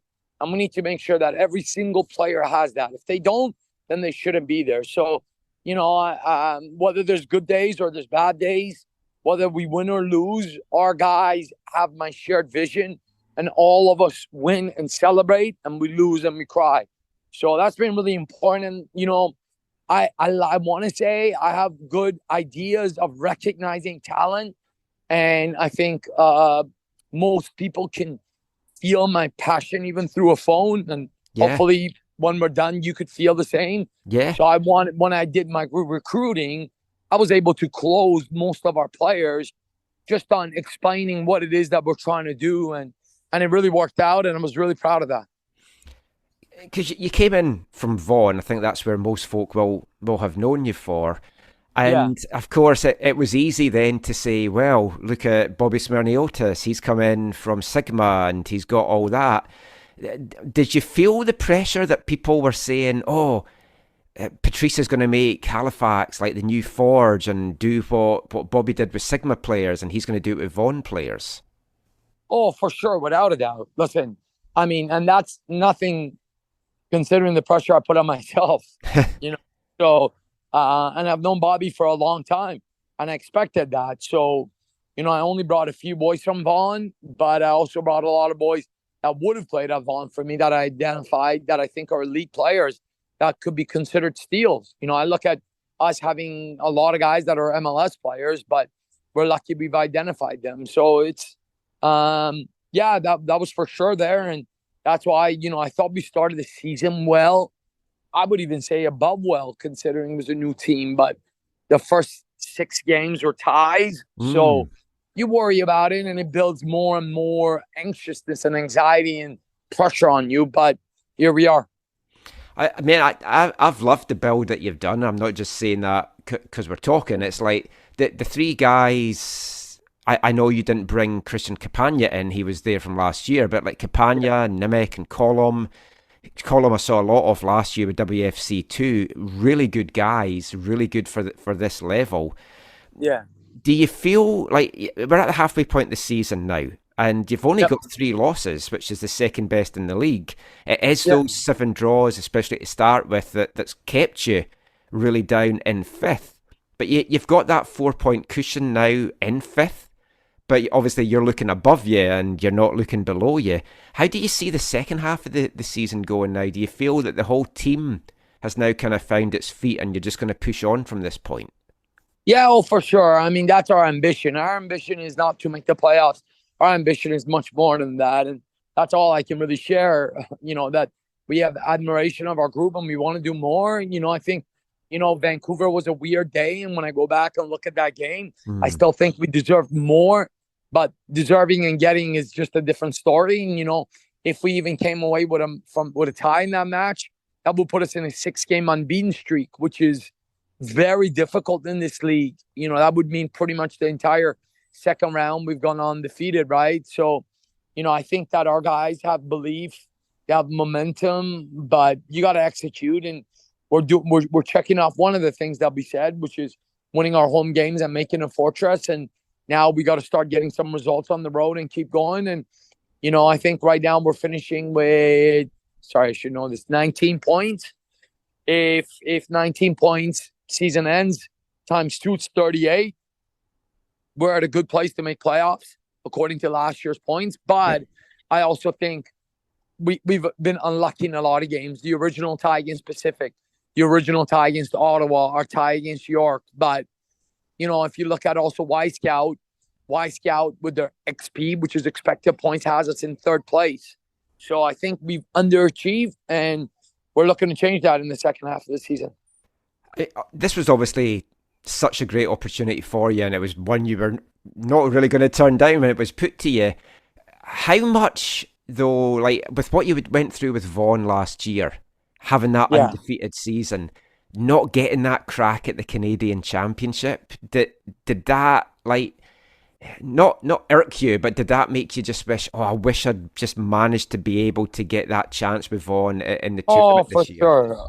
Of course, that was a goal, right? And, I firmly believe in my heart that same team, because obviously my dear friend Carl Masako coaches the team, and I think he's doing a better job than I would have anyway. But having the same team and momentum, who knows what we could have done against CF Montreal. I'm just so happy that we didn't draw Vaughan. That would have broken my heart, know. So I'm happy we dodged that bullet. So yeah. Well, I mean, you've got good history in the competition. You were the first League One team to ever beat a CPL side back in 2019. Ironically, Halifax. Yes. And then we were speaking before we were recording about that I'm involved with TSS, and obviously everyone knows what they did this year. How big a difference do you think there is, or is there no real difference between the top League One sides and the CPL? And do you feel there's enough quality that would sustain either more teams in the top flight or a Division 2 in the CPL? Oh, for sure. I think, like, if an owner comes into this league, and I hope if there's anything they take away from this interview, they read that there's enough players to have more CPL teams in this country. I think TSS Rovers on his own, has another 5 players that can compete at the CPL level. There needs to be more jobs for people to grow. There's enough coaches.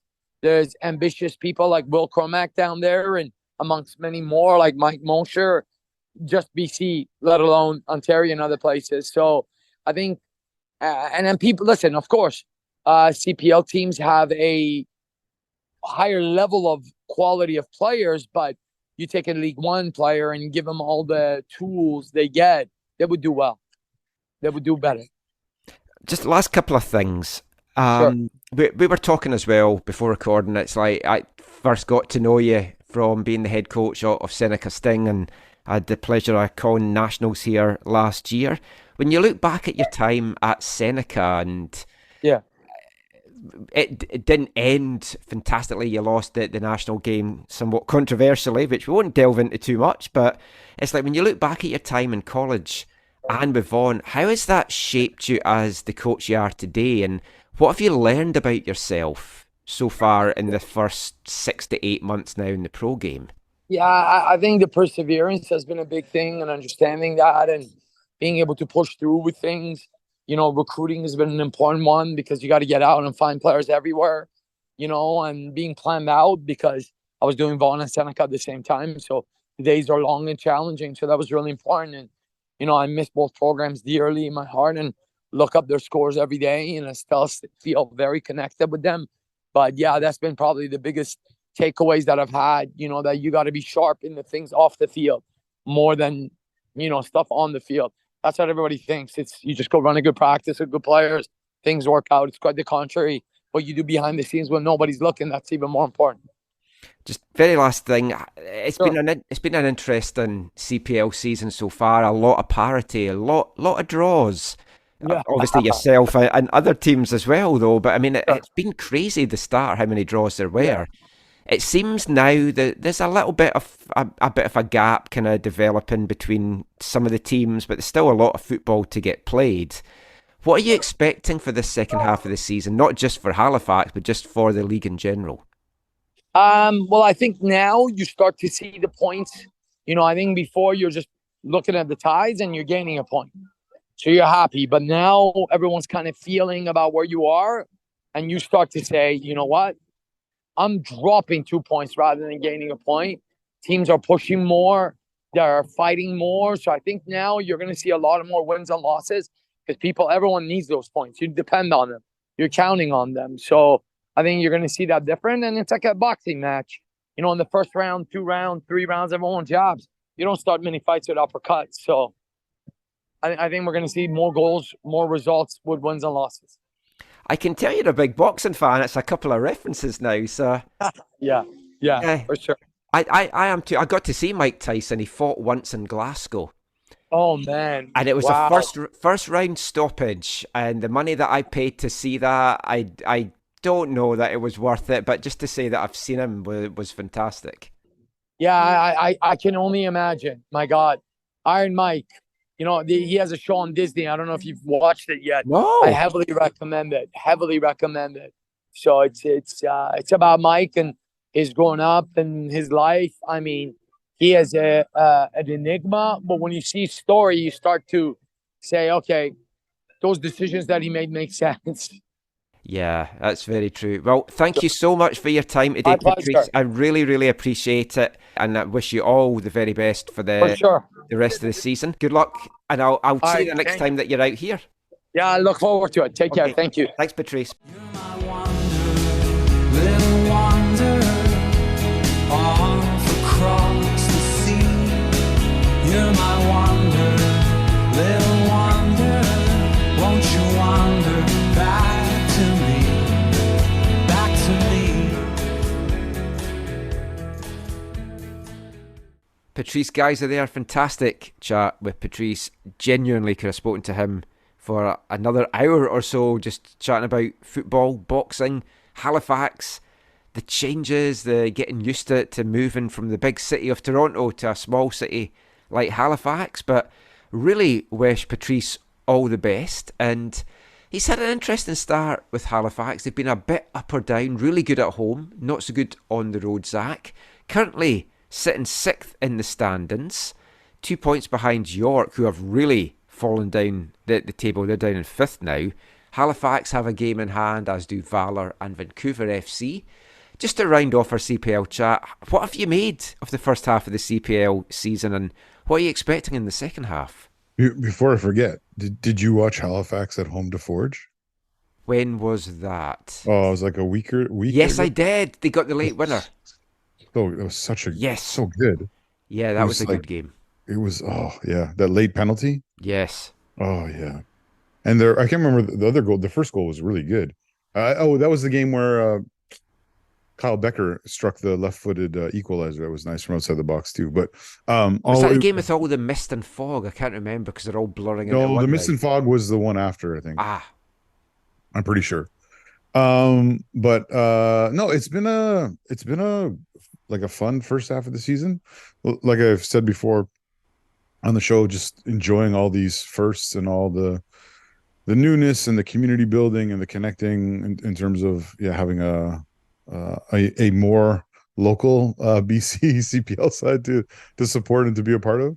I can't remember Pacific FC first year I had season tickets, but I probably went to like 3 or 4 games max. I think maybe 3, 4.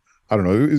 Like you said many times on the show, it's not cheap to get to the island. No, I went twice. I went for the first game of the season, the last game of this season. Yeah, I think it might have But only been yeah, three, but I mean, it is so expensive. It's like this weekend, TSS are over on the island. If is the it the men, must-win game? well, it's the last game of the regular season. If the men get at least a point, they're finished first. They're into the Canadian Championship again. If the women win, they're into the playoffs. So two big games. So you want to go over for it. Victoria, one of the teams though that are streaming live, so it's like, do I spend $200 or do I just watch the streams on YouTube? So I think I'll probably end up doing that. Well, plus, like if you don't go, then it means you can gift Vancouver FC another victory by attending. I can't though, because I'd have to watch the stream. It's going to be on at the same time, and to me that is way more important than. Okay. I mean, I know I am the lucky charm. You I'm are like the little leprechaun, the Scottish leprechaun. It's a 4:00 kickoff on Saturday. Yeah, it's three. Unless the men play first, but I think sometimes Victoria switch it about. But I think the men are 3:30. So you could just. I'm sure you could put that on your laptop. Under the. You haven't seen the Wi-Fi connection up in that tent, have you? I could give you my laptop that has data. You could watch it on that. But it was interesting moving around the stadium because, again, you went on the last show. I had a great time at the last game, just wandering about, sitting in all the different areas. Yeah, you didn't even stop and say hi. Well, I didn't think you would appreciate my expletive-filled songs coming from your family section. I'd put the F in HFX. Nice. No, I didn't even know you were that close until I saw the videos, because I remember it was like, hey, Michael's coming to this game. I remember looking at the press box, I'm like, I don't see his silhouette up there. I was like, maybe he didn't make it. Well, I was looking like the Unabomber at one point with my sunglasses on and my hoodie, the Unabomber. I'll just mute my mic for a bit as all these police are coming to take me away. I shouldn't have mentioned Unabomber there. That was ironic timing. Yeah, it sounds like about 5 police cars about suddenly coming to take me away here. But yeah, the CPL season. Let's get your prediction. I went with Cavalry to win the regular season. Felipe went with Pacific. I think Meyer Bevan's gonna dive again and like injure himself when he dives. So I think he'll cool off his scoring and maybe that'll hurt their chances. You think they'll win you're talking about the league? Yeah, regular season. Yeah. It's partly head thinking that they're going to do well, but also heart because I want Tommy to get in the Champions League and get rewarded. What about your friend Josh Hurd? Don't you want him to win the title? I thought we weren't getting into the expletive part. All right. Okay. No, I still think. I mean, obviously, I want Vancouver FC to turn everything around and do amazingly well. And to top the regular season standings, that will be one hell of a second half to the season. Exactly. Not impossible. But so that's my heart. But my head, obviously, I think Pacific can. I think Pacific is so deep and especially on the attack, they have such diversity in the type of attackers they have, and so even if they're not all reaching their levels at the same time, I think they can do so well. By the way, I don't know if you talked about. I don't know if it was between the last show or on the last show because I haven't listened to the last show yet. But I'm really happy for James Merriman to get his contract extended. Yes, we did talk about that. Yeah, it's really very deserved. Yeah. I have a lot of time for James. Even when we have differing opinions on different things, I highly respect him. And I think they could do. I think they could do it. As frustrating as that would be to have like our BC rival, win the league title. I mean, I was talking to Alex Gangu-Rusic today about things like that, and we both are like the two CPL spots would love to be Cavalry and Pacific from the selfish point of view that they're over in this coast. Yeah.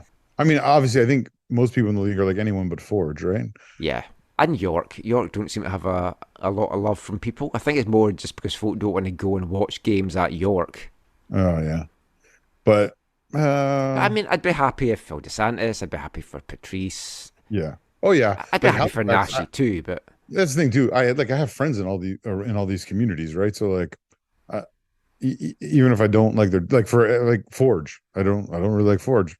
But I have a couple buddies there. I'd be happy for them. If Forge keeps on... dominating or whatever in the league or the more likely the postseason. But I really think that Pacific has a great opportunity to win the league campaign and possibly do the double. Well, we'll see. Keep an eye on that. That is it for the CPL chat. That is pretty much it for this episode of the AFTN Soccer Show. But we can't end, of course, without bringing you this week's Wavelength. On this episode, we're going back to a band we've featured a number of times before. From Birmingham in England, they brought out an album in 2021, all football-themed songs called All You Need Is In Love. And this is the final track on the album, track 15, and I'm playing it in honour of Michael D'Agostino, but also for Javier Morales in Inter Miami, both caretaker managers. Michael obviously just for the day with Vanny suspended, Javier probably for the rest of the season after Phil Neville made way. And I'm pretty sure that when you take over a caretaker position, you don't for a minute think that you're going to have someone like Messi coming in that you're going to be taking charge of. But that's exactly what Javier Morales finds himself with in Inter Miami. So in honour of those two gentlemen, here's Armchair Loyal, the perpetual disappointment of the caretaker manager.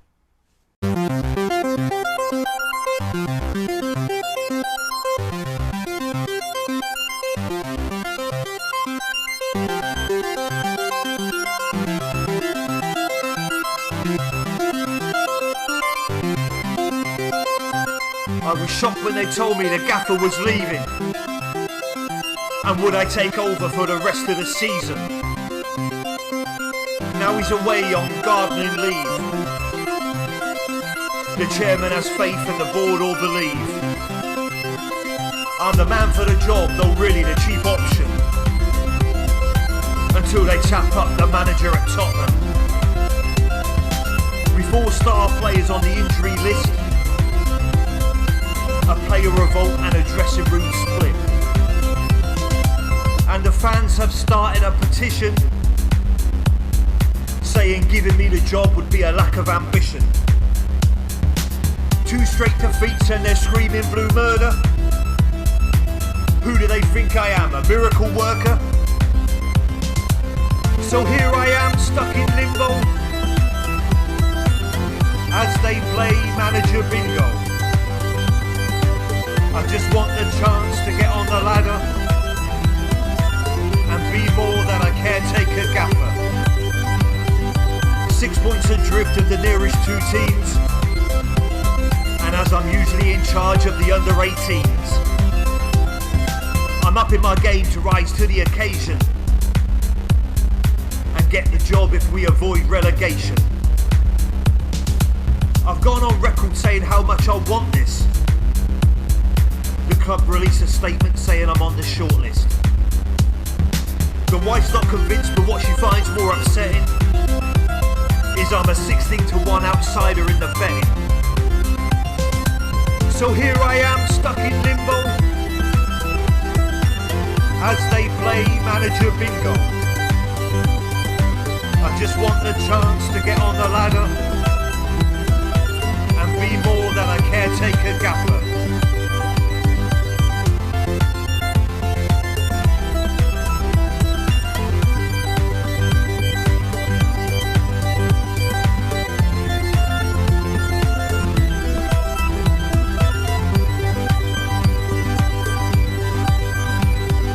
I like shirts and ties and these designer whistles instead of baggy tracksuits adorned with my initials. I do the post-match interviews, I'm polite to the press, even when they tell me I'm out of my depth. 3 defeats and a draw before it all came to an end. The board plumped for a German from Leverkusen, and he's bringing his own backroom staff coaching team. So I'm back in a tracksuit with the under 18s.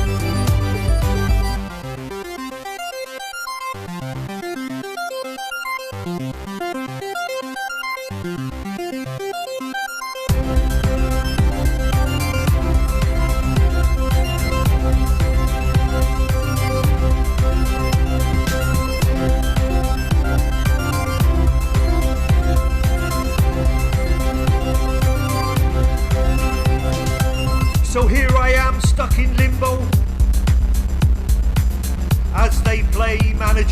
goal.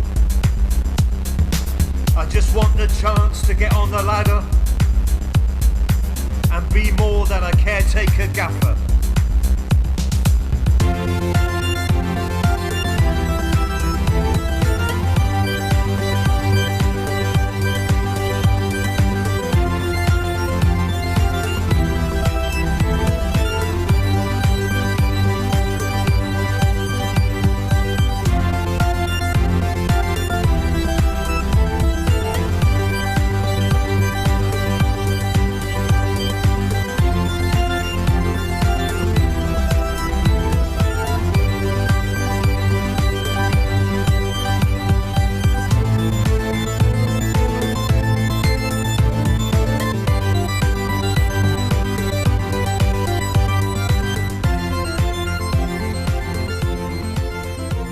After 90 minutes of sheer hell, you're gonna get thirsty. Armchair Loyal, the final track from their 2021 album All You Need Is in Love, that was the perpetual disappointment of the caretaker manager. No disappointment, no, here on the AFTN Soccer Show. Hopefully, anyway. Hopefully you've enjoyed another episode. Where can folk find you online? Anything caught your eye this week? Anything funny you want to end the show with? Yeah, no, I mean, we started on kind of a sad note. I don't have anything funny to say at the end of it, unfortunately. But no, you can find me on Twitter, very occasionally tweeting at Zachary AM. Yeah, you're not on there much anymore. Are you on Threads? Yeah, I'm on Threads. I don't think I've threaded or rethreaded or done whatever it is you do. I've just been posting like naked pictures of myself. Threadbare, I'm calling it. Oh, no. But no, what I was going to say is come along to the what do we call it, Willoughby Park Stadium on Saturday, 4 o'clock kickoff, Nest. and to find out if Michael showed up and I will. I can tell you now, I definitely will not be there. I will be watching the TSS Highlanders game either in person on the island or in the comfort of my living room. So come to the stadium to see if Michael truly is the good luck charm or not. Oh yes, there's a good one. Who is it they're playing again? Cavs. Your buddy Tommy. Oh no. Yeah, you won't get to see Tommy. Oh, no, that's a quandary for me. I didn't know it was Cavalry. Yeah. Ooh. His flowing locks, I know you appreciate them. I do. Especially because you have none. Yes. What did you say? His hat. Oh, yeah. I like his hat. I should wear mine as well. We can be hat brothers. Yeah, you get a picture. Maybe I'll come up just for the post game. A side hug, you know. I haven't seen Tommy for a while in person. Oh, now you're tempting me. I don't know. Well, you can jump on the Zoom after too, but that's not the same. Yeah. I'll tell you what I learned this week at the altitude game today. Did you know that if you are cramping up, chugging some mustard will help you? I'd never heard that before. I have never heard or seen it before. Chugging mustard? Yeah. How do you chug mustard? Well, out of the squeezy bottle. Just squeeze it into your mouth.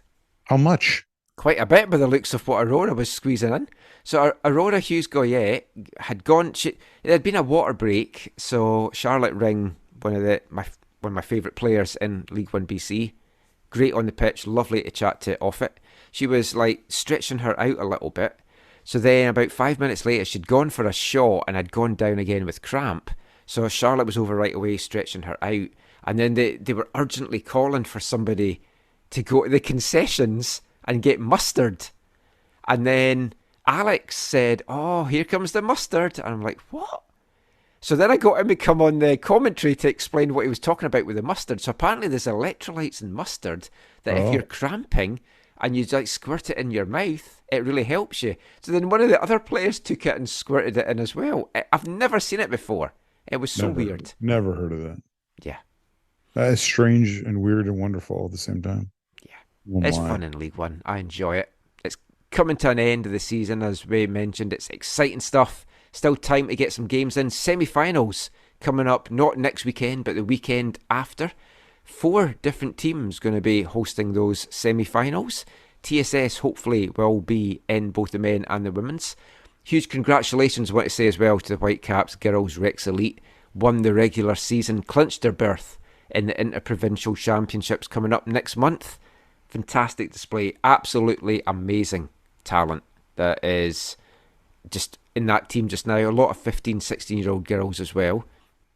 And we should just, I guess, mention the Gold Cup as well. Panama, hearts broken in the 88th minute, Mexico getting the winner.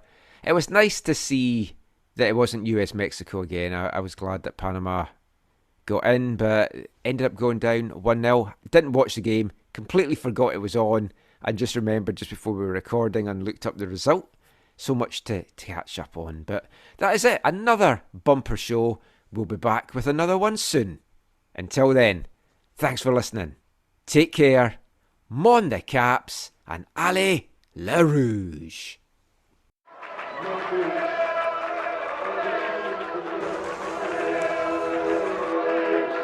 Going to your first match is an experience you never forget. The atmosphere of what's going on around the pitch looks beautiful, and you always look and go, wow, I'd love to play here one day. If you get the bug, it's going to stay with you for life.